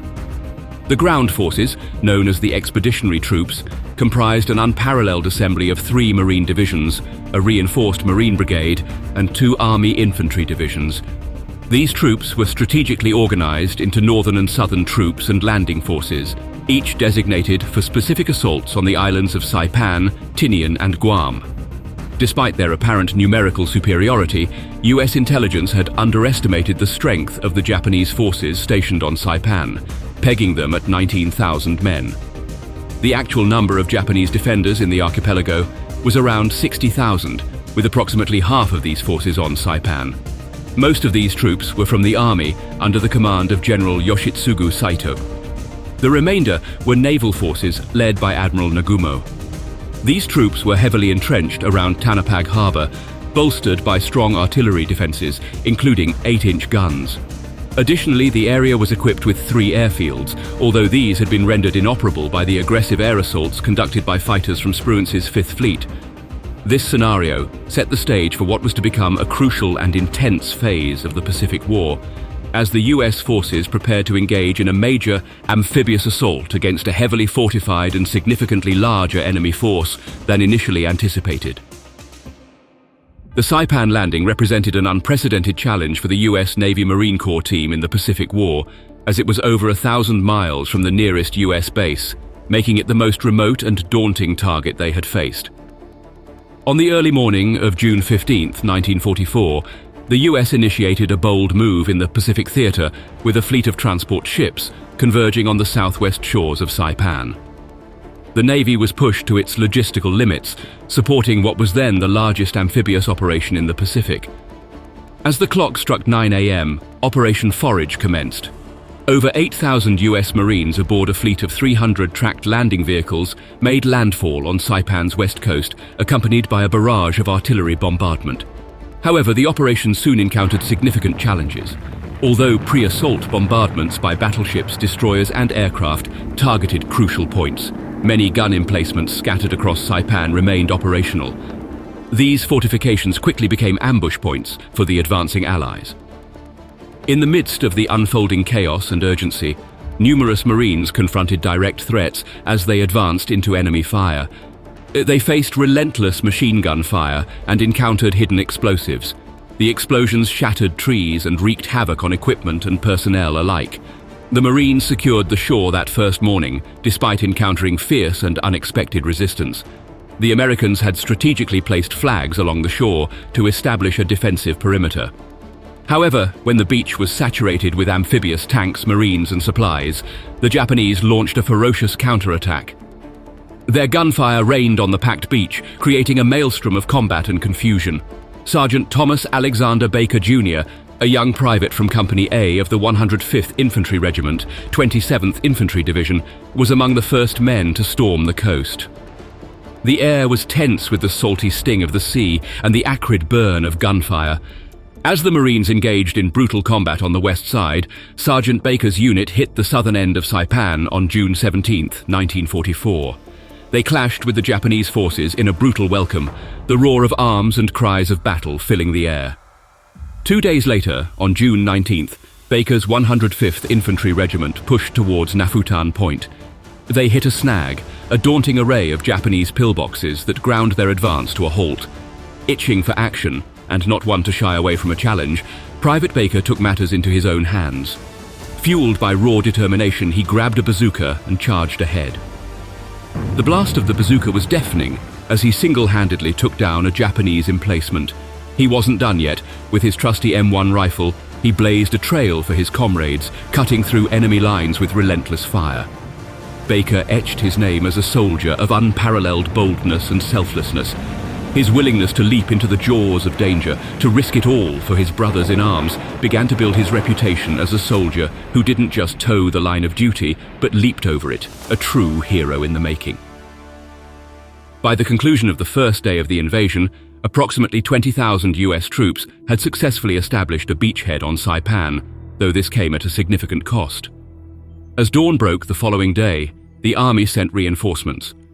Together, they began a concerted push inland, penetrating deeper into the island's territory. This invasion caught the Japanese high command off guard, as they had anticipated an attack from the south. Reacting to this unforeseen development, Admiral Shigetaro Shimada, Commander-in-Chief of the Imperial Japanese Navy, ordered a counterstrike against the United States Navy forces nearby. The ensuing Battle of the Philippine Sea, spanning June 19th to 20, ended in a catastrophic defeat for the Imperial Navy, which suffered the loss of 3 aircraft carriers and hundreds of planes, a debacle that severely diminished their aerial capabilities. General Yoshitsugu Saito, aware of the dire situation and the impossibility of resupply, recognized the futility of the defense of Saipan. Yet, in keeping with the Japanese ethos of tenacious resistance, he resolved that his forces would fight to the end. As American forces advanced through Saipan's challenging terrain, they encountered stiff resistance. Enemy fire emanating from hidden positions among the cliffs and caves inflicted heavy casualties. The treacherous area quickly earned grim monikers like Death Valley or Purple Heart Ridge due to the high number of injuries and fatalities among the advancing troops. The journey to Mount Tapochau, a key objective, proved particularly risky for the 105th Infantry. To reach the mountain, they had to traverse the dense jungle of the valley and cross an exposed plateau. This left them dangerously vulnerable to enemy fire raining down from elevated positions, a tactical disadvantage that the Japanese defenders efficiently exploited. This phase of the battle underscored the harsh realities of warfare in such a grueling and unforgiving landscape. Private Baker was tasked with a crucial role in rear security as his unit pressed forward, safeguarding against a potential Japanese counterattack. The bulk of the 105th had already moved past when Baker's sharp eyes caught a flicker of movement in the periphery. His Medal of Honor citation paints a vivid picture of what followed. Baker stumbled upon two enemy strongholds, each manned by Japanese officers and soldiers, overlooked in the heat of the advance. Despite being heavily outnumbered, Baker didn't flinch. He launched into an all-out assault, single-handedly eliminating every adversary. But Baker's role in this harrowing battle was far from over. Venturing further, he discovered a group of 6 enemy soldiers, cunningly hidden behind the lines of his comrades. In a swift, decisive action, Baker neutralized the 6 enemy soldiers by blindsiding them, ensuring the safety of his unit. Thanks to the path cleared by Baker and his team, the 105th Infantry Regiment successfully navigated the perilous opening. Joining forces with the 23rd Marine Regiment, they swept through the villages of Done and Hasigoro, marking significant victories. By July 5th, the situation on Saipan had reached a critical juncture. The American forces, comprising both Marines and Army soldiers, had nearly claimed the entire island.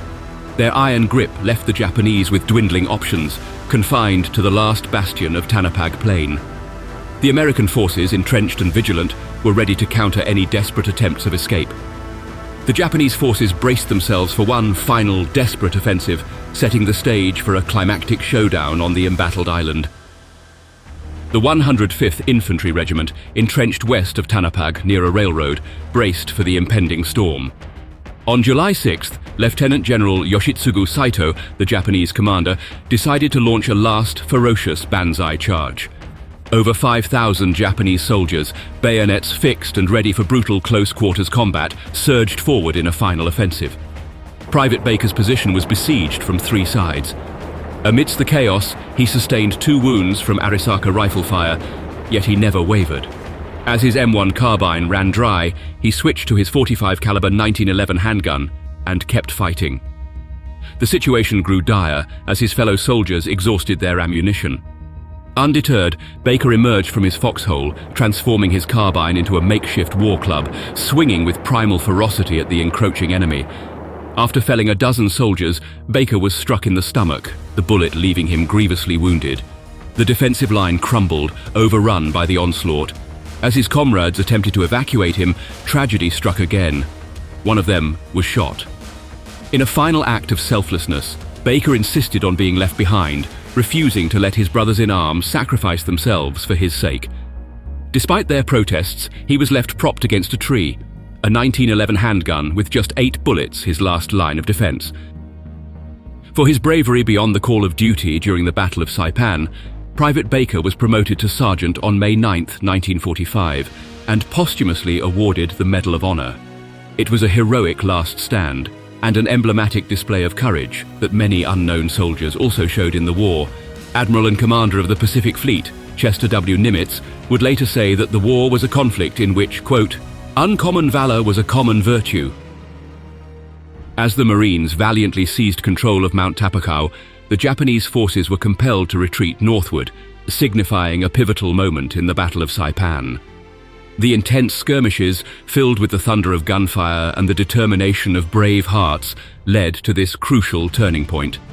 General Saito, faced with the overwhelming might of the American forces, came to a somber resolution. In a final act of defiance, he took his own life, a stark testament to the desperation and turmoil of war. On July 9th, in a moment of solemn triumph, Admiral Turner declared Saipan officially secure. Amidst the ruins of battle, US forces raised the American flag, a symbol of hard-fought victory soaring over the battered landscape of Saipan. The cost of this victory was steep. The United States endured 16,525 casualties, including 3,026 brave souls lost. The Japanese suffered even more significant losses, with 29,000 fallen men. Yet this harrowing struggle yielded a strategic triumph. The first B-29 base in the Pacific, a significant leap forward in the war effort. As the Pacific War continued its relentless course, the Allies launched a bold offensive against Guam and Tinian. In a flurry of strategic maneuvers and fierce combat, they emerged victorious within weeks, securing a triumphant hold over all 3 islands by August. Even as the echoes of ground combat resounded, the indomitable Seabees, with skill and haste, began constructing airfields for the colossal B-29 bombers. These master builders swiftly erected 5 major airfields across the islands, each accommodating up to 180 warplanes. These bases marked a turning point in the war. For the first time, the Allies could launch extensive bombing raids directly on Japan. The arrival of the first B-29 bombers on Saipan on October 12, 1944, was a harbinger of this new phase of warfare. 2 weeks later, the first combat mission was launched, ushering in a new era of aerial assault. On November 24, 1944, the 73rd Bomb Wing etched its name in history. With 111 B-29 bombers, they unleashed a torrent of destruction on Tokyo, the first assault on the Japanese capital since the legendary Doolittle raid over 2 years prior. This momentous attack signaled a significant shift in the tide of war. With the skies over the Pacific now under Allied control, victory seemed within grasp. Reflecting on the monumental impact of these events, a Japanese admiral poignantly remarked, quote, "Our war was lost with the loss of Saipan, a somber acknowledgement of a critical juncture in the war's trajectory. But not all of his men had given up the fight. Even amid utter defeat, a remarkable tale of resilience unfolded. Captain Sakae Oba, a Japanese officer, along with his band of soldiers, refused to be vanquished. Outnumbered and facing a superior enemy, they retreated into the dense jungles of the island, setting the stage for an extraordinary display of resistance. Oba and his men, undeterred by their dire situation, waged a guerrilla war against the American forces. With a fierce determination, they executed hit-and-run tactics, ambushing patrols and raiding supplies. Their strategy was not just about survival, it was a calculated effort to continue the fight, to strike where least expected. Captain Oba, in his unwavering commitment, also sought to protect the innocent civilians caught in the crossfire. His leadership and strategic acumen were so effective that, on numerous occasions, his group managed to evade capture by the slimmest of margins, often hiding right above the heads of their pursuers, a testament to their stealth and ingenuity. Their resistance, lasting 16 arduous months, finally ended on December 1, 1945. Oba and his men emerged from their jungle sanctuary, surrendering with dignity. The US Marines, recognizing Oba's tactical brilliance and elusive nature, aptly nicknamed him the Fox. The contrasting stories of Private Baker and Captain Oba, though set against immense destruction and suffering, highlight a profound truth. Amid one of the Pacific's darkest chapters, acts of bravery, honor, and resilience shone brightly, demonstrating the indomitable human spirit on both sides of the battlefront.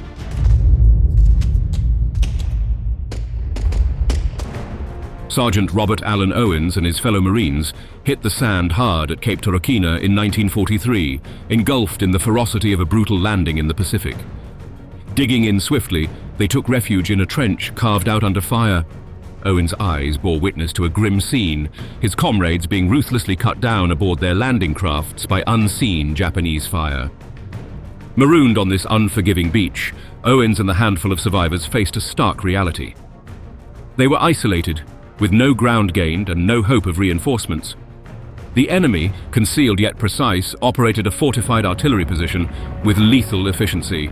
A hidden Type 94-75mm mountain gun, strategically positioned on a cliff, had already obliterated 4 Allied landing crafts and damaged 10 more. The Marines, shell-shocked and outnumbered, found themselves powerless to strike back at this devastating weapon. As their situation spiraled toward defeat, with US commanders weighing a retreat, Owens made a reckless and heroic decision. He rallied 4 volunteers for a daring assault on the enemy artillery. This was no calculated maneuver, it was a raw, desperate charge born out of necessity and courage, the only shot at silencing the enemy gun. Shots echoed across Cape Torokina.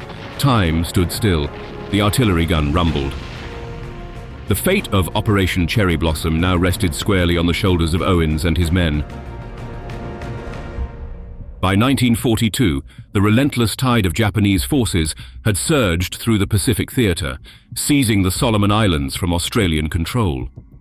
This strategic conquest was a calculated move by Imperial Japan to sever the vital sea lanes linking Australia and the United States. At the heart of this intricate web was Bougainville Island, a pivotal link in the Solomon Islands chain. Its proximity to major South Pacific sea routes made it a prized possession.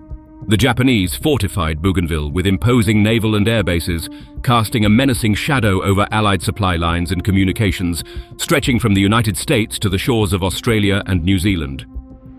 As 1943 drew close, the tables turned dramatically on the Pacific front. Previously on the back foot, the Allies shifted gears into an aggressive offensive. The Japanese imperial forces found themselves recoiling, cornered into a dwindling defensive stance. The American war machine, freshly victorious from the hard-fought invasion of Guadalcanal and central territories in the Solomon Chain, now set its unyielding sights on Bougainville Island. Capturing Bougainville was imperative in the grand strategy to dominate the Solomon Islands and set the stage for the liberation of the Philippines. Establishing a stronghold on Bougainville would turn the tide and lay the groundwork for future Allied offensives. The strategic selection of Bougainville was a brilliant decision that allowed the Allies to sidestep the heavily fortified Japanese stronghold of Rabaul.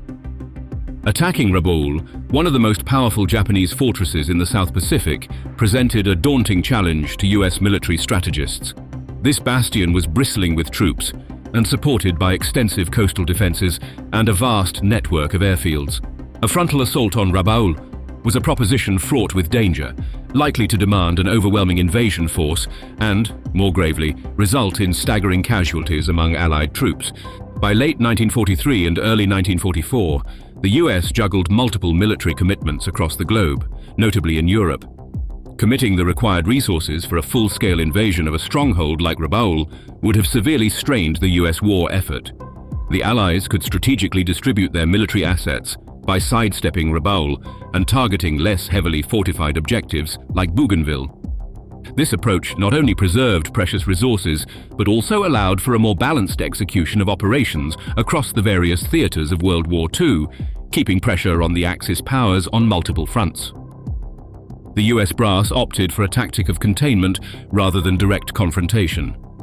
The plan was to ignore Rabaul and slowly strangle its strength away, leaving it isolated, bypassed, and strategically neutered.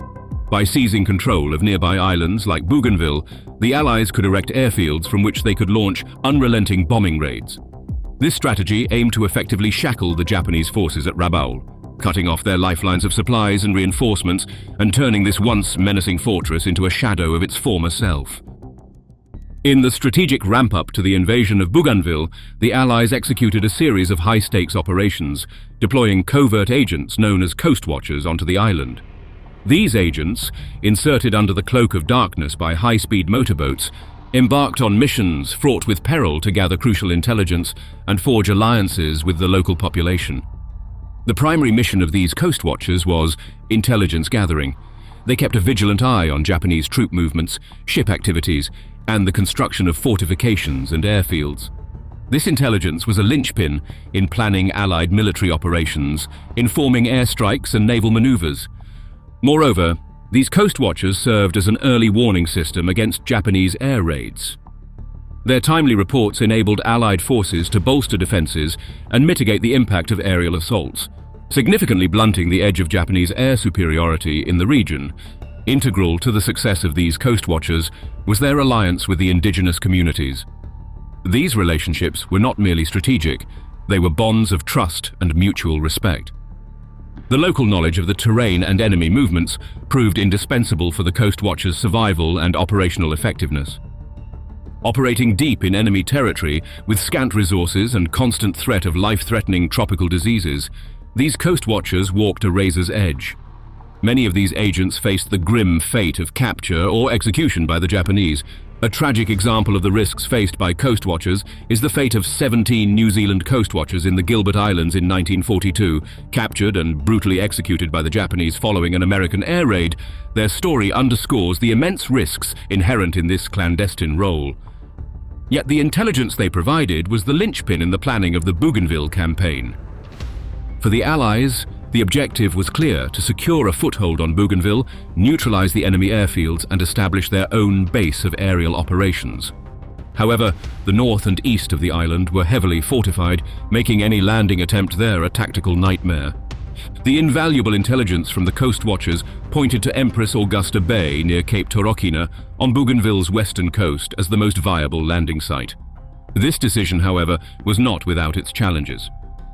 The terrain around Cape Torokina was a quagmire of swamps and rugged landscapes, posing severe hurdles for airfield construction. Moreover, the bay's openness to the sea made it a precarious anchorage for Allied vessels. Despite these obstacles, the strategic merit of this location was undeniable. Its relative isolation from the leading Japanese forces stationed around Buka and Buin to the north and south was a tactical advantage. The beachhead at Cape Torokina offered a vital staging ground for air attacks on enemy airfields, while affording a buffer against immediate ground counteroffensives. US intelligence, with its finger on the pulse of the Pacific Theater, forecasted a 3-month window before the Japanese could mount a counterattack on Torokina.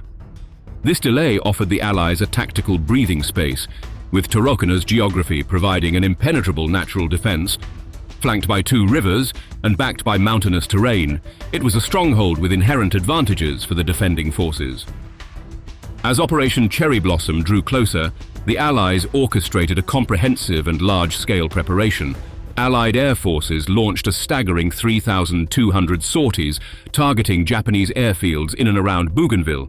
This relentless aerial campaign aimed to cripple Japanese air capabilities, clearing the skies for the impending landings. Ahead of the main event at Cape Torokina, a strategic feint was played out in the Treasury Islands. New Zealand and US forces spearheaded an assault to secure Blanche Harbour's anchorages and set up a radar station, crucial for supporting air operations over Bougainville. Simultaneously, a diversionary fire mission was unleashed on the shortlands to the south, a move designed to misdirect Japanese focus and resources. In a parallel strategy, Operation Blissful was set into motion. From October 28th to November 3rd, 1943, the 2nd Parachute Battalion of the United States Marine Corps, under the command of Lieutenant Colonel Victor Krulak, executed a daring raid on Choiseul. The Imperial forces anticipated Choiseul, a significant Japanese stronghold, as the next Allied target. This decoy operation, involving around 700 Marines, was a critical prelude to the main assault on Cape Torokina on Bougainville Island. The objective was clear: to sow confusion in the Japanese ranks and divert their attention and resources away from Bougainville, paving the way for the Allied forces' strategic advance in the Solomon Islands campaign. The Marines' landing on Choiseul was executed with textbook precision, meeting no resistance as they swiftly established a beachhead. Their tactics were shrewd, designed to create the illusion of a massive invading force. In a strategic masterstroke, they broadcast an uncoded radio message, falsely proclaiming the landing of 20,000 troops. This ruse was calculated to bait the Japanese into overcommitting their forces to Choiseul. The gambit paid off spectacularly. The duped Japanese scrambled thousands of reinforcements to Choiseul, effectively leaving Bougainville exposed and ripe for the taking. The Allied strategy was unfolding flawlessly. Not only had the Japanese forces been significantly debilitated by the relentless preemptive strikes, but they were also outmaneuvered by the diversionary tactics. In a bid to further obfuscate their intentions and disorient Japanese intelligence, the Allies orchestrated the assault from multiple launch points. Transport Division A embarked from Espiritu Santo, Division B from Guadalcanal, and Division C set sail from Iwo. From the Japanese perspective, predicting an attack on Bougainville was akin to finding a needle in a haystack. They were ensnared in a web of chaos and misdirection. The result was a weakened defense at the critical point of Cape Torokina. This multi-pronged approach was a testament to the Allies' strategic acumen, effectively keeping the Japanese guessing and unprepared for the actual strike at the heart of their defensive network in the Solomon Islands. The meticulous execution of the Allied invasion of Bougainville began with troops boarding transport ships from Espiritu Santo, Guadalcanal, and Iwo on October 28, 29, and 30. These vessels embarked on deliberately circuitous routes to cloak their ultimate destination, a strategic move to thwart any Japanese informants who might be tracking their course. By October 31st, the 3 divisions converged at sea at a pre-arranged rendezvous point in a deft maneuver of naval coordination. From there, they began their final approach to Bougainville, stealthily navigating from the southwest of the Solomon Islands. On the day of the landings, the stage was set for a decisive blow. Naval Task Force 39, a fearsome flotilla of cruisers and destroyers under the command of Rear Admiral Aaron S. Merrill, unleashed a ferocious bombardment. Their targets, the airfields around Buka and the Bonis Peninsula. This coordinated attack was aimed at weakening the Japanese aerial combat capabilities in the region. In a final twist of strategic misdirection, the convoy executed a sudden change in course, feigning an invasion of the Shortland Islands. This ruse was designed to confuse the Japanese air forces patrolling the area. As dusk fell, the fleet veered towards its true objective.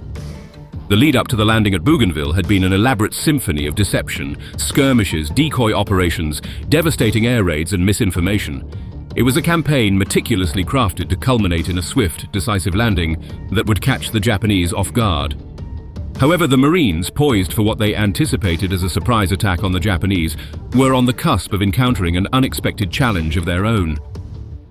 The pre-war navigational charts of Bougainville, upon which the Allies heavily relied, were starkly outdated and proved to be a navigational nightmare. Despite efforts to refine these charts through air reconnaissance, critical details of underwater hazards remained elusive. This lack of accurate information led to a series of perilous encounters with uncharted shoals as the convoy made its approach to Cape Torokina, culminating in the grounding of one of the ships.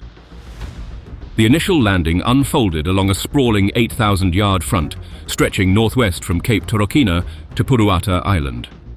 This amphibious assault was spearheaded by a cadre of seasoned U.S. commanders, Admiral William F. Halsey, Vice Admiral Theodore S. Wilkinson, and Major General Alan H. Turnage. They faced a Japanese command structure led by General Hitoshi Imamura, Lieutenant General Harukichi Hyakutake, and Lieutenant General Masatane Kanda.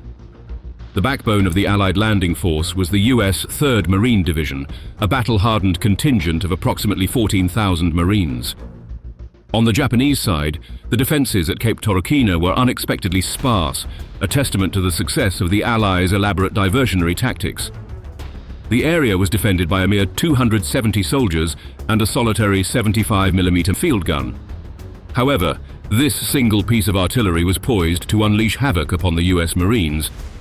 As the Marines commenced their beach landing, a squadron of 31 U.S. Marine aircraft from Munda swooped in, targeting Japanese positions along the beaches. In a coordinated effort, 40 U.S. Air Force and Royal New Zealand Air Force fighters provided aerial cover, shielding the Marines during the critical moments of landing. The 9th Marines, a battle-hardened unit, embarked on a decisive strike along the northwestern beaches, while the 3rd Marine Raider Battalion, under the resolute leadership of Lieutenant Colonel Fred D. Beans, undertook the challenging task of seizing Puruata Island. They met with ferocious resistance from the entrenched Japanese forces, who were determined to hold their ground. The blueprint of the operation was meticulously crafted for a rapid and efficient landing, followed by an immediate withdrawal of all landing crafts. This strategy was underpinned by the anticipation of a swift and fierce Japanese air counterattack. However, the best-laid plans of the Allies faced unforeseen challenges. The landing was marred by rough seas, which, coupled with subpar landing conditions, threw a wrench into the operation's smooth execution. These adverse natural elements led to the loss of numerous landing crafts during their attempted retreat. During the initial landings at Cape Torokina on November 1st, one of the beachheads presented an unexpected obstacle to the invading Marines. A Type 94 75mm mountain gun, expertly camouflaged and fortified with a robust barricade of wooden logs, offered fierce resistance. Perched on the side of a cliff, this gun was strategically positioned to be unassailable. Immune to flanking maneuvers and, at that juncture, impervious to a frontal assault due to the insufficient number of American forces on the ground. The Japanese artillery crew manning this gun demonstrated exceptional skill and precision, unleashing a deadly barrage on the landing crafts as they attempted to reach the shore. The few Marines who managed to land found themselves in a maelstrom of relentless machine gun fire and explosive shells. The gun wreaked havoc among the American ranks, sinking 4 landing boats and severely damaging 10 others, leading to heavy casualties. As the situation escalated, the US troops found themselves in a state of chaos. The mounting casualties and the realization of their impeded landing threw them into disarray. Despite the overwhelming strength and firepower at the disposal of the US forces, the tactical advantage lay with the Japanese as long as their gun continued to thwart the American landing efforts. The predicament was exacerbated by the gun's strategic placement. No boat could approach the beach without coming perilously close, within 150 yards or less, to the gun's muzzle. Furthermore, the gun's elevated position and the protective barrier of logs rendered it impervious to rifle fire and grenades. The unyielding resistance posed by this solitary gun turned into a significant quandary for the US commanders. Its initial evasion of detection was a testament to its meticulous concealment. Heavily shielded from the front and sides and seamlessly blended with the surrounding foliage from above, it had eluded prior reconnaissance efforts, making it invisible to scouting warplanes. As the US forces grappled with this unexpected obstacle, the situation on the beachhead grew increasingly dire. Rising casualties and the vulnerability of the ships compounded the dilemma, leading US officers to contemplate aborting the strike. The feasibility of mounting an effective frontal assault was critically undermined by the limited number of Marines that had successfully landed. The turmoil at Cape Torokina wasn't just a localized challenge, it had broader implications for the entire operation. Although Cape Torokina represented just one of the multiple beachheads under assault, the prospect of a forced retreat in the midst of the landing operation loomed as a potential catastrophe. Such a setback could not only be a demoralizing blow to the US Marines, but also pose a grave risk to the overarching strategy of Operation Cherry Blossom. A retreat at this juncture threatened to unravel the carefully woven plans for the campaign, potentially jeopardizing the entire Allied effort in the Solomon Islands. With danger closing in like a noose, Sergeant Robert Allen Owens grasped the grim reality. Staring down the barrel of defeat, Owens, a Marine through and through, made a call that was as gutsy as it was desperate. He set his jaw, his eyes blazing with a mix of determination and a stark understanding of the sacrifice he was about to make. Owens recruited 4 volunteers to assist him in the dangerous mission. He then positioned the 4 Marines in a way that they could suppress enemy fire from nearby bunkers and open a way for him to push forward into the gun emplacement. Owens was an imposing warrior, a towering figure at 6'3" and weighing 232 pounds. The scene that unfolded was something out of a war epic. Owens charged headfirst into the maw of death towards the firing gun. His men flanked him, unleashing a tempest of gunfire to contain any enemy attempts to intervene. As Owens closed in on the gun's post, the gun emplacement, a fortress of logs perched on a steep mountainside, seemed impenetrable, but Owens, known for thinking on his feet, spotted his only way in: the fireport. Risking being blown into pieces by the muzzle of the powerful artillery piece, Owens's entry into the gun emplacement was nothing short of cinematic. He burst through the fireport, the very channel through which the enemy had been raining destruction upon his comrades. The Japanese gun crew, entrenched in their position, were utterly taken aback by Owens's unexpected assault. Such a bold maneuver was beyond their wildest contemplations. The thought of an enemy soldier infiltrating their stronghold through the fireport was inconceivable. Owens, capitalizing on the element of surprise, unleashed a barrage of gunfire, throwing the Japanese into a state of utter disarray. The gun crew, overwhelmed and outgunned, believed they were under attack by a far larger force. The possibility that a single Marine could be orchestrating the takeover of their position was beyond their comprehension. In a state of panic, the crew abandoned their post, unwittingly running straight into the ambush set by Owens's men. Positioned downhill, his squad was ready to engage, turning the area into a fatal trap. Sergeant Robert Allen Owens' assault was a turning point in the battle, a devastating blow to the Japanese defenses. However, this heroic feat came at a grave cost. As the Japanese gun crew fled their post in a frenzied retreat, some managed to return fire. Owens, propelled by an unstoppable surge of adrenaline, was initially impervious to the pain as enemy bullets found their mark. Only after the Japanese had been routed, disappearing into the dense jungle, did the full extent of Owens's injuries manifest. Overcome by the wounds he had sustained in the heat of battle, Owens collapsed to the ground, his strength finally yielding to his injuries. A valiant warrior fell, never to rise again. Owens's sacrifice underscored the monumental impact of his actions. As the Marines later discovered, the gun's chamber was loaded, its breech nearly closed at the moment. Owens made his daring entry through the fireport. Over 150 rounds of high-explosive shells were primed for devastation. Owens's intervention averted what would have undoubtedly been catastrophic damage to the invading forces. Had the gun continued its unrelenting fire, the landing at Cape Torokina might have descended into a horrific massacre, leading to the operation's potential cancellation, or both. Though coming at the ultimate price, Owens's courageous act fundamentally altered the battle's trajectory, saving countless lives and securing a critical foothold for the Allies. The loss of the artillery gun dealt a severe blow to the Japanese defensive efforts at the beachhead. Already operating with a limited force, the gun's neutralization signified a turning point in the battle for them. Recognizing the strategic importance of this artillery piece, the Japanese made several attempts to recapture it. However, Sergeant Robert Allen Owens's fellow Marines, deeply cognizant of his monumental sacrifice, were resolute in their defense. They staunchly held the emplacement, repelling every attempt by the Japanese to reclaim the gun. Their unwavering determination ensured that Owens's heroic act was not in vain, effectively sealing the fate of the battle for the beachhead at Cape Torokina. Major General Alan H. Turnage, the commanding general of the 3rd Marine Division, later reflected on Owens' extraordinary bravery in a statement highlighting the significance of his actions. Quote, "Among many brave acts on the beachhead of Bougainville, no other single act saved the lives of more of his comrades or served to contribute so much to the success of the landings." In recognition of his unparalleled bravery and self-sacrifice, Owens was posthumously awarded the Medal of Honor. The rapid response of the Japanese to the Allied landing at Cape Torokina was anticipated, with a sky-darkening counter-offensive swiftly launched from Rabaul. A squadron of 44 fighters and 9 dive bombers set out to thwart the Marines' efforts to secure the beaches. However, the Allied forces, prepared for such a maneuver, were ready to counter. New Zealand and US Marine fighter aircraft intercepted the Japanese warplanes, while the escorting US destroyers unleashed a barrage of anti-aircraft fire. This coordinated defense led to the destruction of 26 Japanese aircraft, a significant blow to their counteroffensive. The beach unloading operations were temporarily halted as Allied fighters engaged the Japanese offensive. Once the aerial threat was repelled, the Marines on the ground swiftly resumed their operations, fortifying their position and preparing the newly captured territory as a base of operations.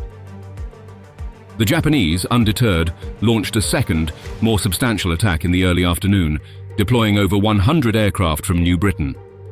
In response, an Allied contingent of 34 Air Assault fighters, directed by USS Conway, rose to meet this new challenge. Despite being outnumbered, the Allied pilots displayed remarkable prowess in aerial combat. They managed to prevent all but 12 Japanese warplanes from breaching their defenses. These few that reached the beaches inflicted minimal damage and were quickly forced to retreat. No further Japanese counteroffensives materialized that day, allowing the Allies to mark the landings as a significant victory. In the ensuing days, the initial force of over 7,500 Marines consolidated control of the beachheads, encountering little resistance of note. They navigated inland through narrow corridors of dry land, methodically clearing the dense jungle of enemy defenders. In a novel tactical move, the 2nd Marine Raider Battalion employed dogs to sniff out Japanese troops concealed in the underbrush. By 11 a.m., all organized enemy resistance was neutralized, and the landing zone was fully secured. As anticipated, the Japanese forces on the island were unable to mobilize quickly enough to challenge the beachhead. This delay gave the Allies the crucial opportunity to fortify their position and commence the construction of an airbase.